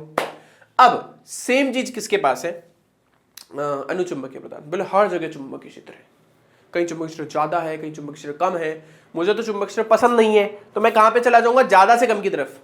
भाई मैं तो चाहता हूं चुंबकीय क्षेत्र से दूर रहना, अब हर जगह चुंबकीय क्षेत्र है, तो जहां चुंबकीय क्षेत्र कम होगा मैं वहां पर जाके बैठ जाऊंगा। तो ये हमेशा प्रबल चुंबकीय क्षेत्र से दुर्बल चुंबकीय क्षेत्र की ओर गति करते हैं। चलिए अब क्या कर रहे हैं, अब अगर हम दो ध्रुव है, उसको क्या कर रहे हैं, उसको पास पास रख रहे हैं, तो पास पास रखने की वजह से आप देखोगे कि जो चुंबकीय क्षेत्र है ना, वो सेंटर में से तो बहुत ज्यादा हो जाएगा, ऐसा हो जाएगा चुंबकीय क्षेत्र, सेंटर में से तो बहुत ज्यादा हो जाएगा, और ध्रुवों की तरफ से चुंबकीय क्षेत्र काफी हो जाएगा वीक।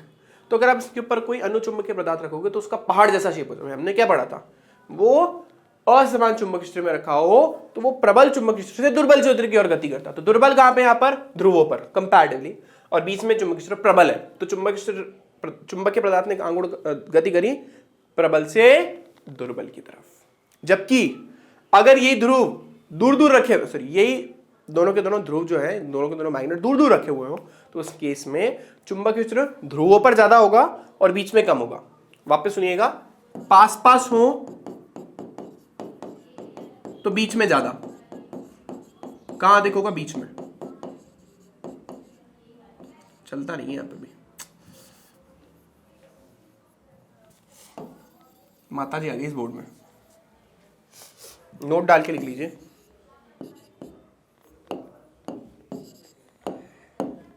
ध्रुव चुंबकीय क्षेत्र प्रबल कहां पर होगा, लिख रहा हूं ना, ध्रुव का रखे हो पास पास, तो उस केस में चुंबकीय क्षेत्र कहां पर प्रबल होगा, बीच में, और दूर दूर रखे हो तो कहां पे होगा, ध्रुवों पर। तो उसमें मान के चल रहे फर्स्ट वाले में ये पास पास रखे हुए और इसमें यहाँ पे दूर दूर रखे हुए, दूर दूर रखे हुए, वैसे दोनों सेम ही दिख रहे हैं ऑलमोस्ट, पर ऐसा है नहीं, ये दूर दूर रखे हुए, ठीक है। तो अगर ये दूर दूर रखे तो बीच में चुंबकीय क्षेत्र दुर्बल होगा, तो ऑटोमेटिकली पदार्थ जो है वो प्रबल से दुर्बल की तरफ इकट्ठा होना स्टार्ट हो जाएगा, ठीक है। बस ये लिखा है। इन पदार्थों में इलेक्ट्रॉन सम संख्या में तथा युग्म में होते हैं। ये ऐसा बिहेवियर शो ही क्यों करते हैं, ऐसा क्यों होता है इनमें, तो बहुत सिंपल सी बात है, इनमें दो इलेक्ट्रॉन होते हैं बच्चों।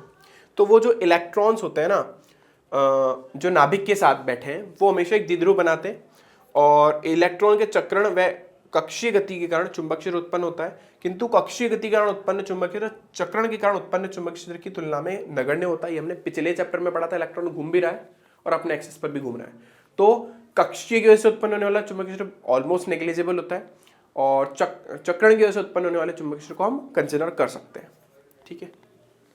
तो इलेक्ट्रॉन, जब इलेक्ट्रॉन युग्मित होते हैं तब इलेक्ट्रॉन वामावर्त दिशा में गति करते हैं, तो दूसरे, मतलब अगर इलेक्ट्रॉन पेयर है तो एक इलेक्ट्रॉन का गति करेगा क्लॉकवाइज और दूसरा एंटी क्लॉकवाइज, अब सबको पता है, सबने पढ़ा ना, ऐसे। तो एक क्लॉकवाइज गति कर रहा है, एक एंटी क्लॉकवाइज गति कर रहा है, एक का चुंबकीय क्षेत्र लेफ्ट में तो दूसरे का राइट में, तो दोनों एक दूसरे के चुंबकीय क्षेत्र को नष्ट कर देते हैं, ठीक है। नेट चुंबकीय क्षेत्र आपका हो जाता है 0। लेकिन जैसे आप बाह्य चुंबकीय क्षेत्र लगाते हो तो दोनों के दोनों इलेक्ट्रॉन पर एक ही दिशा में बल नहीं लगता, दोनों इलेक्ट्रॉन पर जो बल लगता है वो विपरीत दिशा में लगता है, जिसकी वजह से क्या बोलते हैं, जो इलेक्ट्रॉन होते हैं वो विपरीत दिशा के अंदर त्वरित होना स्टार्ट हो जाता है और बाहरी चुंबकीय क्षेत्र से दूर भागने की कोशिश करते हैं हमेशा, ठीक है ना, क्योंकि अपना नेट चुंबकीय क्षेत्र वापस डेवलप नहीं करवाना चाहते, ठीक है, इसीलिए। अच्छा, ये इंपॉर्टेंट चीज है कि ताप से हमेशा अप्रभावित रहते हैं। चलिए बच्चों, अब चलते हैं नेक्स्ट टॉपिक पे, अनुचुंबकीय पदार्थ। ओके, तो अनुचुंबकीय पदार्थ जैसे मैंने आपको बताया वे पदार्थ जो कि बाह्य चुंबकीय क्षेत्र की तरफ दुर्बल बल से आकर्षित होते हैं, ठीक है ना। एग्जाम्पल है सोडियम, एल्यूमिनियम, मैग्नीज, NaCl मतलब नमक हमारा। और जब अपन इसको एक समान चुंबकीय क्षेत्र में रखते हैं तो जैसे वो चुंबकीय क्षेत्र के लंबवत हो गए थे तो ये चुंबकीय क्षेत्र रेखा के अनुदिश हो जाते हैं, क्योंकि उसकी दिशा मतलब उसकी तरफ अट्रैक्ट होते हैं, ठीक है, दुर्बल बल से सही पर होते। चलिए अब देखिए जैसा पहला था वैसे ही अगर दो चुंबक जो हैं वो काफी दूर दूर रखे हुए हों तो उस केस के अंदर जो चुंबकीय क्षेत्र होगा वो कहां पर प्रबल होगा, जहां पर हमारे पास जो पोल्स है वहां पर प्रबल होगा, बीच में हमारा दुर्बल हो जाएगा, राइट। और अगर हमारा चुंबक पास पास रखे हो तो बीच में तो जो है प्रबल हो जाएगा और क्या बोलते हैं जो ध्रुव है उस पर दुर्बल हो जाएगा। तो यहाँ पर देखिए अगर चुंबकीय क्षेत्र ध्रुवों पर दुर्बल है और बीच में सेंटर में कहा है प्रबल है, प्रबल कब होगा जब जो दोनों के दोनों चुंबक हो कहां पर रखे हो, पास पास रखे हो, निकट रखे हो, ठीक है। बीच में तो प्रबल है तो पदार्थ कहां पे आ जाएगा, दुर्बल से प्रबल की तरफ। सेम चीज यहां पर है, यहां पे अगर हमारे पास जो ध्रुव है वो कहां पर रखे हुए हो, जैसे इस केस के अंदर पास पास रखे हुए तो यहाँ पे दूर दूर रखे हुए, तो प्रबल कहां पे हो गया, इनके ध्रुवों पर, और बीच में क्या हो गया, दुर्बल। तो उस केस में क्या चले गए वे, ऊपर की तरफ, ठीक है। ऐसे यहाँ पे भी आप देख सकते हो। अगर मैं क्या बोलते हैं अनुचुंबकीय पदार्थ के बारे में बात करूं और उसको मान लो एक यू ट्यूब में अपन ने भर दिया, इस तरीके की यू शेप के एक ट्यूब में भर दिया और दोनों तरफ अपन ने मैग्नेट लगा दिया, तो अपन देखेंगे कि अनुचुंबकीय पदार्थ ऊपर की तरफ चढ़ रहा है जबकि प्रतिचुंबकीय पदार्थ नीचे की तरफ जाता है, क्योंकि हमेशा चुंबकीय क्षेत्र से प्रतिकर्षित होता है, ठीक है ना। अगर अपन इसको एक समान चुंबकीय क्षेत्र में रखेंगे तो चुंबकीय रेखा इसमें से होकर के जाएंगी, जबकि प्रतिचुंबकीय क्षेत्र पदार्थ को एक समान चुंबकीय क्षेत्र में रखने पर चुंबकीय क्षेत्र रेखाएं इसके बाहर से होकर के जाती है, ऐसे जाती है, इसको प्रतिकर्षित करके जाती है, जबकि इसमें इसके अंदर से होकर के पास होती है, ऐसे, ठीक है। अच्छा इसका कारण क्या है, तो देखो अनुचुंबकीय पदार्थ वैसे तो चुंबकीय क्षेत्र बहुत कम शो करते हैं क्योंकि वातावरण की ऊर्जा जो है उसके अणु एब्जॉर्ब कर लेते हैं, जिसकी वजह से अणु क्या करते हैं, वाइब्रेट करते हैं इधर उधर इधर उधर। मतलब प्रत्येक अणु जो है एक द्विध्रुव तो है, सबका द्विध्रुव अगुण भी है, लेकिन वो सबके सब रेंडमली मोशन कर रहे हैं, अनशन गति कर रहे हैं, तो नेट चुंबकीय गुण हो जाता है 0। लेकिन जैसे बाह्य चुंबक क्षेत्र में इसको अपन रखते हैं, चुंबकित करने का प्रयत्न करते हैं, तो सारे के सारे अणु जो है उनका चुंबकीय गुण एक निश्चित दिशा में हो जाता है, एक पर्टिकुलर डायरेक्शन में, ठीक है ना, जिससे पदार्थ आराम से चुंबकित हो जाता है। तो यहां पर एक चीज अपने को ध्यान रखनी है, चुंबकन तीव्रता पहले पढ़कर आए थे थोड़ी देर पहले, तो Mi जो होता है इसमें वो डायरेक्टली प्रोपोर्शनल होता है B0/T के, ये तापमान से प्रभावित होते हैं। अगर आप इसको गर्म करोगे तो गर्म करने से, देखो अभी मैंने आपको बताया था गर्म करने से पदार्थ का चुंबकीय गुण नष्ट क्यों होता है, तो गर्म करने से वो उस हीट को एब्जॉर्ब कर लेते हैं और शोषित कर लेते हैं और इसकी वजह से वो रैंडम मोशन करने लग जाते हैं, यादृच्छिक गति करने लग जाते हैं, ठीक है। तो ऑब्वियसली नेट चुंबकीय गुण 0 हो जाता है। तो तापमान की व्युत्क्रमानुपाती, तापमान बढ़ाओगे कम होता जाएगा, तापमान को घटाओगे बढ़ता जाएगा, और बाहरी चुंबकीय क्षेत्र के सीधे समानुपाती, समानुपाती का चिन्ह हटाने पर कांस्टेंट आता है C। तो अनुचुंबकीय पदार्थ इस रूल को फॉलो करते हैं, इसको बोलते हैं क्यूरी का नियम, और ये क्यूरी ने दिया था, मैडम क्यूरी ने, पियरे क्यूरी और मैडम क्यूरी मिलकर के इसके ऊपर रिसर्च कर रहे थे, बताया भी था मैंने उस टाइम आपको। तो क्या बोलते हैं C जो है यहाँ पे क्यूरी का नियतांक है, ओके। इसके अंदर एक चीज आप और कर सकते हो, B0 की जगह आप लिख सकते हो μ0/H, पढ़ाया था अभी पीछे थोड़ी देर पहले, वही लिखा है इसमें। तो आप चाहो तो H को नीचे ले जाओ और Mi/H को अपन लिख सकते हैं, क्योंकि Mi डायरेक्ट प्रोपोर्शनल था H के, Chi-m into H आया था, तो यहाँ से Chi-m क्यों लिख सकते हो, तो आप फॉर्मूले में ये भी लिख सकते हो। तो अगर अपन Chi-m और टाइम टेम्परेचर यानी तापमान के बीच में ग्राफ बनाएंगे अनुचुंबकीय पदार्थ के लिए, तो कुछ ऐसा बनेगा। ये भी बहुत ज्यादा डिटेल में मैंने आपको बता दिया, इतना नहीं है सिलेबस में, ठीक है। अनुचुंबकीय पदार्थ क्या होते हैं, उनके गुण क्या होते हैं, दैट्स इट, बस इतना सा आपको आना चाहिए, ठीक है। कारण भी नहीं पूछेगा तुमसे कोई, मस्त रहो। चलिए, लोह चुंबकीय पदार्थ जो बाहर चुंबकीय क्षेत्र की तरफ प्रबल बल से आकर्षित होते हैं, इसके एग्जांपल है लोहा है, जितने भी लोहे के क्या बोलते हैं और जितने भी फॉर्म है, जैसे Fe3O4 मैग्नेटाइट, ठीक है, निकल, ये सब लोह चुंबकीय पदार्थ की कैटेगरी में आते हैं। जैसे ही बाह्य चुंबकीय क्षेत्र में रखोगे एक समान चुंबकीय क्षेत्र, उसी की दिशा में संरेखित हो जाएंगी। बाह्य चुंबकीय क्षेत्र में रखोगे बहुत सारी चुंबकीय रेखा इसी के अंदर से होकर के गुजरेंगी। वही ध्रुवों को अगर अपन ने पास पास रख रखा है तो चुंबकीय क्षेत्र बीच में प्रबल है तो ऑटोमेटिकली बीच में से पहाड़ बना लेंगे। ध्रुवों को दूर दूर रख रखा है, ध्रुवों पर प्रबल है, बीच में दुर्बल है, तो ऑटोमेटिकली पहाड़ का बन जाएंगे आपके ध्रुवों पर। जैसे इसमें दूर दूर रख रखा है, ध्रुवों पर बन गए पहाड़, ठीक, ओके अब इसके पीछे कारण क्या है बच्चों? इसमें क्या होता है, जैसे अनुचुंबकीय पदार्थ में क्या होता था, हर इलेक्ट्रॉन का एक नेट द्विध्रुव आघूर्ण होता था और सब अलग अलग डायरेक्शन में होते थे। लेकिन इनमें एक अच्छी बात होती है कि इनमें एक इलेक्ट्रॉनों के एक बहुत बड़े ग्रुप या अणुओं के एक बहुत बड़े ग्रुप यानी समूह का द्विध्रुव आघूर्ण एक निश्चित दिशा में होता है, जिसको अपन बोलते हैं डोमेन। मतलब मान लो एक तो हर मान लो क्लास में 50 बच्चे और हर बच्चे के हाथ में मान लो एक भाला या एक तीर है और उसने सबने अपनी अलग अलग डायरेक्शन में लगा रखा, तो अनुचुंबकीय पदार्थ। अब मान लो क्लास में 50 बच्चे, 50 में से मान लो 10 का ग्रुप बना दिया, जैसे 5 ग्रुप बन गए। वो जो 10 के ग्रुप है ना, सबकी भाले की दिशा सेम है पर है अलग। मान लो जैसे किसी ने भाला ऐसे रख रखा है, किसी ने भाला ऐसे रख रखा है, किसी ने भाला ऐसे रख रखा है, किसी ने भाला ऐसे रख रखा है, किसी ने ऐसे रख रखा है। ठीक है, तो मतलब सबकी दिशा अलग अलग है लेकिन वो 10 के ग्रुप की दिशा सेम है। ऐसे पदार्थ में होता है। ऐसे करीब वो 10 की घात 28 अणु मिलकर के डोमेन बनाते हैं। तो ऐसे पदार्थों को जब अपन बाह्य चुंबकीय क्षेत्र में रखते हैं तो क्या होता है, इनके उस डोमेन का साइज बढ़ना स्टार्ट हो जाता है जिसका चुंबकीय आघूर्ण बाह्य चुंबकीय आघूर्ण की दिशा में होता है। जैसे मान लो ये है फर्स्ट वाला, मेरा चुंबकीय क्षेत्र मैंने ऐसे लगाया इस दिशा में, तो कौन सा डोमेन इसकी दिशा में, ये ग्रीन वाला, तो इसका आकार धीरे धीरे क्या होने लग जाएगा, बढ़ने लग जाएगा। मतलब सब के सब उस दिशा में अलाइन होना स्टार्ट हो जाएंगे। तो इसलिए इनको चुंबकित करना आसान होता है, मतलब क्योंकि हमें एक पूरे ग्रुप को एक पर्टिकुलर डायरेक्शन में घुमाना है ना, वहां पे एक इंडिविजुअल अणु को घुमाना था। ठीक है, ओके चलिए। क्यूरी का नियम मोस्ट इंपॉर्टेंट है, सबसे इंपॉर्टेंट टॉपिक इसमें यही है।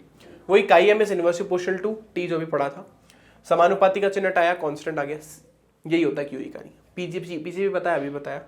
नियम क्या मतलब सॉरी क्यूरी का ताप क्या बोलता है अगर आप किसी लोह चुंबकीय पदार्थ को कंटिन्यूअसली गर्म कर रहे हो, लगातार गर्म कर रहे हो, तो आपको एक ऐसा ताप मिलेगा जिससे ज्यादा ताप पर जैसे आपने उसको गर्म करा तो लोह चुंबकीय पदार्थ से किस में कन्वर्ट हो जाएगा, अनुचुंबकीय पदार्थ में। उसको हम बोलते हैं क्यूरी का ताप। वो अधिकतम तापमान जिसके बाद पदार्थ लोह चुंबकीय से किस में कन्वर्ट हो जाए, अनुचुंबकीय।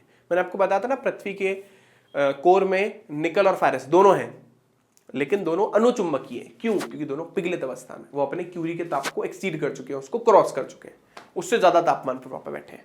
ठीक है ना, तो वह ताप जिससे अधिक तापमान पर लोह चुंबकीय पदार्थ अनुचुंबकीय में परिवर्तित हो जाता है। निकल का एग्जाम्पल है 358, फेरस का एग्जाम्पल है 780। ठीक है, और आप चाहो तो टी की जगह आप टी माइनस टीसी लिख सकते हो, यहाँ पे टीसी को अपन क्यूरी का ताप कहते हैं। ठीक है, चलिए चुंबकीय शैथिल्य वक्र क्या होता है, इसमें अपने को क्या करना है, चुंबकीय पदार्थ को चुंबकित और विचुंबकित करना है। अब इसका नाम शैथिल्य वक्र क्यों पड़ा अभी आपको समझ आ जाएगा। चलिए, जब अपन स्टार्टिंग में पदार्थ को चुंबकित करना स्टार्ट करते हैं तो चलिए अपन पदार्थ रखते हैं, एक छड़ रख देते हैं सॉफ्ट आयरन की, नर्म लोहे की, एक समान चुंबकीय क्षेत्र में, मतलब एक आपके परिनालिका के भीतर। और रखने के बाद देखो क्या होता है, रखने के बाद मैंने स्विच को कर दिया ऑन, पदार्थ चुंबकित हो रहा है। तो ये आपका बाह्य चुंबकीय क्षेत्र है। हाँ, इस कर्व को BH कर्व भी बोलते हैं क्योंकि कई जगह इसकी जगह B भी लिखा होता है, कोई फर्क नहीं पड़ता। ठीक है ना, ये आपने लगाया है वो है, ये आपके द्वारा लगाया गया चुंबकीय क्षेत्र, और ये B पदार्थ में उत्पन्न होने वाला चुंबकीय क्षेत्र। तो आप जैसे जैसे बाह्य चुंबकीय क्षेत्र बढ़ाते हो वैसे वैसे पदार्थ चुंबकित होता है। लेकिन एक सर्टेन पॉइंट के बाद आप बाह्य चुंबकीय क्षेत्र बढ़ाए जा रहे हो, लेकिन आप देख रहे हो कि जो पदार्थ का चुंबकीय क्षेत्र है वो बढ़ ही नहीं रहा। आप तो बाहर मतलब आप बाह्य चुंबकीय क्षेत्र कैसे बढ़ाओगे, आप बैटरी का वोल्टेज बढ़ाओ ना, बैटरी का वोल्टेज बढ़ाते जा रहे हो, लेकिन देख रहे हो पदार्थ और ज्यादा चुंबकित नहीं हो रहा। इसको बोलते हैं संतृप्त बिंदु, क्योंकि पदार्थ पूरी तरीके से चुंबकित हो चुका है। सारे के सारे अणु जो रेंडमली बिखरे हुए थे वो सब के सब बाह्य चुंबकीय क्षेत्र की दिशा में उसके अनुदिश हो गए, अलाइन हो गए या संरेखित हो गए। अब और ज्यादा वो नहीं हो सकता क्योंकि सारे के सारे अणु हो गए ना संरेखित, तो पदार्थ क्या हो गया, पूरी तरीके से चुंबकित हो गया, संतृप्त बिंदु मिल गया। अब मैं पदार्थ को विचुंबकित करना स्टार्ट करता हूं। पदार्थ को विचुंबकित कैसे करूंगा, मान लो 5 वोल्ट की बैटरी लगाने पर पदार्थ चुंबकित हो गया। अब मैंने 5 वोल्ट से 4 वोल्ट करा, 3 वोल्ट करा, 2 वोल्ट करा, 1 वोल्ट करा, 0 वोल्ट कर दिया, मैंने बैटरी बंद कर दी। पर बैटरी बंद करने के बाद भी मैं देख रहा हूं कि जो पदार्थ है ना उसमें चुंबकीय गुण रह गए। मतलब मैंने कोई बाह्य चुंबकीय नहीं लगा रखा, लेकिन फिर भी पदार्थ में कुछ ना कुछ चुंबकीय गुण रह गए और वो उस पाथ को फॉलो नहीं कर रहा था जिससे वो पहले आया। अच्छा, ये डायग्राम पूरा बना हुआ है, मैं आपको बताता हूं ये डायग्राम बना कैसे। अभी हम आधे डायग्राम के बारे में बात करते हैं। देखो स्टार्टिंग में पदार्थ हुआ हुआ हुआ चुंबकित, हम इस पॉइंट तक पहुंचे, ग्राफ बन गया हमारा ओ से ए तक। ए को अपन ने बोला संतृप्त बिंदु, और ज्यादा पदार्थ चुंबकित नहीं हो रहा। अब आपने बैटरी 5, मान लो 5 एग्जांपल दिया सर, 5 वोल्ट तक की आपने बैटरी मतलब वो कर रखी थी, 5 वोल्ट पे पदार्थ चुंबकित हो गया। अब आपने धीरे धीरे वोल्टेज घटाना स्टार्ट करा, 4 वोल्ट करा, 2 वोल्ट करा, 1 वोल्ट करा, 0 वोल्ट भी कर दिया। लेकिन पहली बात तो पदार्थ इस पाथ को फॉलो नहीं कर रहा, भाई वापस ए से उतर ओ की तरफ आ जाए ना, पर ऐसा नहीं कर रहा, वो किसी और ही पाथ को फॉलो कर रहा है। तो यहां पे देखो, यहां पर आप सबको पता है वाई एक्सिस पे एक्स का मान 0 होता है, तो यहां पर देखो एक्स एक्सिस का मान यानी बाह्य चुंबक क्षेत्र 0 हो चुका है, लेकिन पदार्थ का चुंबकत्व अभी भी बाकी है, यानी बी बिंदु पर वो पहुंच गया। तो पहली बात तो उसने उस पाथ को फॉलो नहीं करा, ठीक है ना। और दूसरी बात, इसमें कुछ ना कुछ चुंबकत्व के गुण रह गए, इसको अपन बोलते हैं अवशेष चुंबकत्व, ठीक है ना। लेकिन मुझे तो फिर भी पदार्थ को पूरी तरीके से विचुंबकित करना है ना, उसमें से 4 चुंबक के गुण हटाने हैं। तो अभी मान लो मैंने बैटरी पॉजिटिव डायरेक्शन में लगा रखी थी, मान लो पॉजिटिव टर्मिनल इधर कनेक्ट कर रखा था, नेगेटिव टर्मिनल इधर कनेक्ट कर रखा था, मैंने बैटरी को उल्टा कर दिया, मतलब जहां पॉजिटिव टर्मिनल लगा हुआ था मैं नेगेटिव लगा दिया, पर नेगेटिव लगा हुआ था मैं पॉजिटिव लगा दिया, उल्टा कर दिया बैटरी को। तो मान लो अब मैंने बैटरी का वोल्टेज बढ़ाना स्टार्ट करा, अभी 0 वोल्ट था ना, अब बैटरी का वोल्टेज बढ़ाया, मैं बोलूंगा -1 -2 क्यों बोल रहा हूँ, क्योंकि बैटरी की पोजीशन चेंज हो गई है ना, बैटरी को सेल को उल्टा कर दिया मैंने, ठीक है ना। तो अब मैंने बैटरी का वोल्टेज बढ़ाया, मान लो -1 -2, मान लो -2 पर आते ही पदार्थ पूरी तरीके से विचुंबकित हो गया। अब देखो यहाँ पर दिख रहा है आपको, H का नेगेटिव वैल्यू यूज कर रहा हूं मैं, क्योंकि H मैंने नेगेटिव ही लगाया है, ठीक है ना। यहां पर पदार्थ पूरी तरीके से हो गया विचुंबकित, मतलब अब उसके अंदर कोई चुंबकत्व के गुण नहीं है। आप उस रॉड को उस परिनालिका से बाहर निकालो, अब वो किसी भी दूसरे चुंबकीय पदार्थ को आकर्षित नहीं कर रहा, अब वो नॉर्मल पहले की तरह चुंबक बन चुका, मतलब पहले की तरह पदार्थ बन चुका है। तो ये आपने एक्स्ट्रा वो लगाया ना बाह्य चुंबकीय क्षेत्र,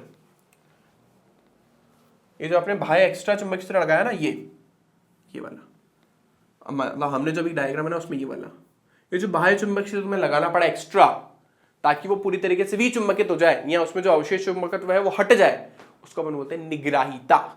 तो निग्राहिता क्या होता है, आपने जो अतिरिक्त बाह्य चुंबकीय क्षेत्र लगाया ताकि पदार्थ पूरी तरीके से क्या हो जाए, विचुंबकित हो जाए, उसको बोलते हैं निग्राहिता।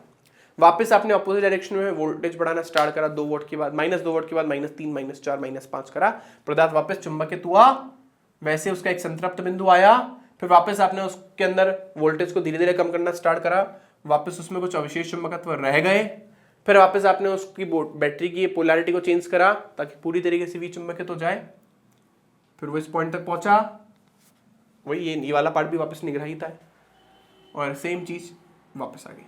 अब देखो इस पॉइंट पर पहुंचने के बाद उसने वापस पुराने वाले कर्व को फॉलो नहीं करा, मतलब यहां पे पहुंचा ना, पहुंचने के बाद वो वापस उसी पाथ को फॉलो नहीं कर रहा, ओए को फॉलो नहीं कर रहा, वो तो किसी और ही पाथ से चला गया। मतलब अगली बार वापस इसको चुंबकित करोगे तो कुछ और ही बनेगा शेप, मतलब ये पॉइंट तो ये रहेगा, फिर कुछ और ही बनेगा शेप, फिर कुछ और ही बनेगा। अब हर बार ये कुछ अलग ही डायरेक्शन से जा रहा है, मतलब पुराने वाले कर्व को तो पुराने वाले जो पाथ था ना कर्व का, उससे उसको मतलब ही नहीं है, इसलिए इसको अपन बोलते हैं शैथिल्य वक्र। वो वक्र जो अपने पुराने वाले मतलब पाथ को फॉलो नहीं करता, ठीक है ना, उसका अनुसरण नहीं करता, उसको अपन शैथिल्य वक्र बोलते हैं, ठीक है। तो इसमें कुछ कुछ मेन चीजें, संतृप्त बिंदु क्या होता है, अवशेष चुंबकत्व क्या होता है, निग्राहिता क्या होती है, ये 3 टर्म आपको पता होनी चाहिए, ठीक है ना। डेफिनेशन में लिखी हुई है, पदार्थ को पूर्णतः विचुंबकित करने के लिए विपरीत दिशा में लगाया गया चुंबकीय क्षेत्र निग्राहिता कहलाता है, ठीक है। अच्छा, एक हमारे पास धारणशीलता, अवशेष चुंबकत्व का एक और नाम है धारणशीलता, कितना धारण करके बैठा है, ठीक है। चलिए एक लास्ट 1 मिनट का टॉपिक हमारा और बचा, वो देख लो, वो है शैथिल्य हानि। जब पदार्थ को आप चुंबकित और विचुंबकित करते हो तो आप देखोगे कि पदार्थ गर्म हो गया। अब गर्मी कहां से आ गई उसमें, फिर ऑब्वियस ही बात है, पहले अणु ऐसे थे, भाई बाह्य चुंबकीय क्षेत्र ऐसे लगा रखा तुमने, तो पहले अणु ऐसे थे, अब सडनली तुमने चुंबकीय क्षेत्र को घुमा दिया, उल्टी बैटरी लगा दी, तो पदार्थ इधर घूम गया, तो वो इधर से इधर आया होगा, कुछ ना कुछ हानि तो हुई होगी ना, एकदम से तो घुमा नहीं होगा, दूसरों से टकराया भी होगा, बहुत सारी चीजें। तो कहीं ना कहीं पदार्थ जब चुंबकित और विचुंबकित होता है तो ऊष्मा के रूप में उसके अंदर कुछ ना कुछ हानि होती है, पदार्थ गर्म हो जाता है, उसको हम बोलते हैं शैथिल्य हानि। तो देखिए पदार्थ को चुंबकित और विचुंबकित करने में जो ऊर्जा की हानि होती है उसे शैथिल्य हानि बोलते हैं। और शैथिल्य हानि किसके बराबर होती है बच्चों, शैथिल्य हानि बराबर होती है इसके क्षेत्रफल के। इसका क्षेत्रफल जितना ज्यादा होगा ना, इस ग्राफ का क्षेत्रफल जितना ज्यादा होगा बच्चों, उतना ही ज्यादा शैथिल्य हानि होगी। तो ग्राफ जितना मोटा बनेगा ना उतना ज्यादा शैथिल्य हानि होगी। और इसके बेसिस पे हम दो तरीके के चुंबक बना सकते हैं, एक होता है कोमल चुंबक और एक होता है कठोर चुंबक। कोमल चुंबक बनते हैं सॉफ्ट आयरन से और कठोर चुंबक बनते हैं आपके क्या बोलते हैं स्टील से। कोमल चुंबक वो चुंबक होते हैं जिसको हम चाहते हैं कि जल्दी से चुंबकित विचुंबकित हो जाए, ज्यादा दिमाग ना लगाना पड़े, जिसके लिए मेरे को ऐसे चुंबक जिसके लिए मुझे ज्यादा बुद्धि ना लगानी पड़े, है ना, उसको अपन बोलते हैं कोमल चुंबक। तो उसके लिए ग्राफ कुछ ऐसा होता है, पतला होता है, बहुत पतला। देखो इसके लिए निग्राहिता कितनी कम है, निग्राहिता कमी होनी चाहिए ना। और कठोर चुंबक जो होते हैं उसके लिए निग्राहिता का मान काफी ज्यादा होता है, जिसको चुंबकित और विचुंबकित करना आसान ना हो। तो ये हो गया आपका कोमल चुंबक। तो ये किसका ग्राफ है, नर्म लोहे का। और एक कठोर चुंबक, तो ये किसका ग्राफ है, स्टील का। ग्राफ भी पूछ लेते हैं एग्जाम में। तो एग्जाम में अगर आप यहाँ पे BH लिखोगे तो भी चलेगा, कोई इशू नहीं है, क्योंकि इसको कभी कभी BH को भी बोलते हैं। तो MI को कभी कभी B से भी रिप्लेस कर देते हैं, कोई इशू वाली बात नहीं है।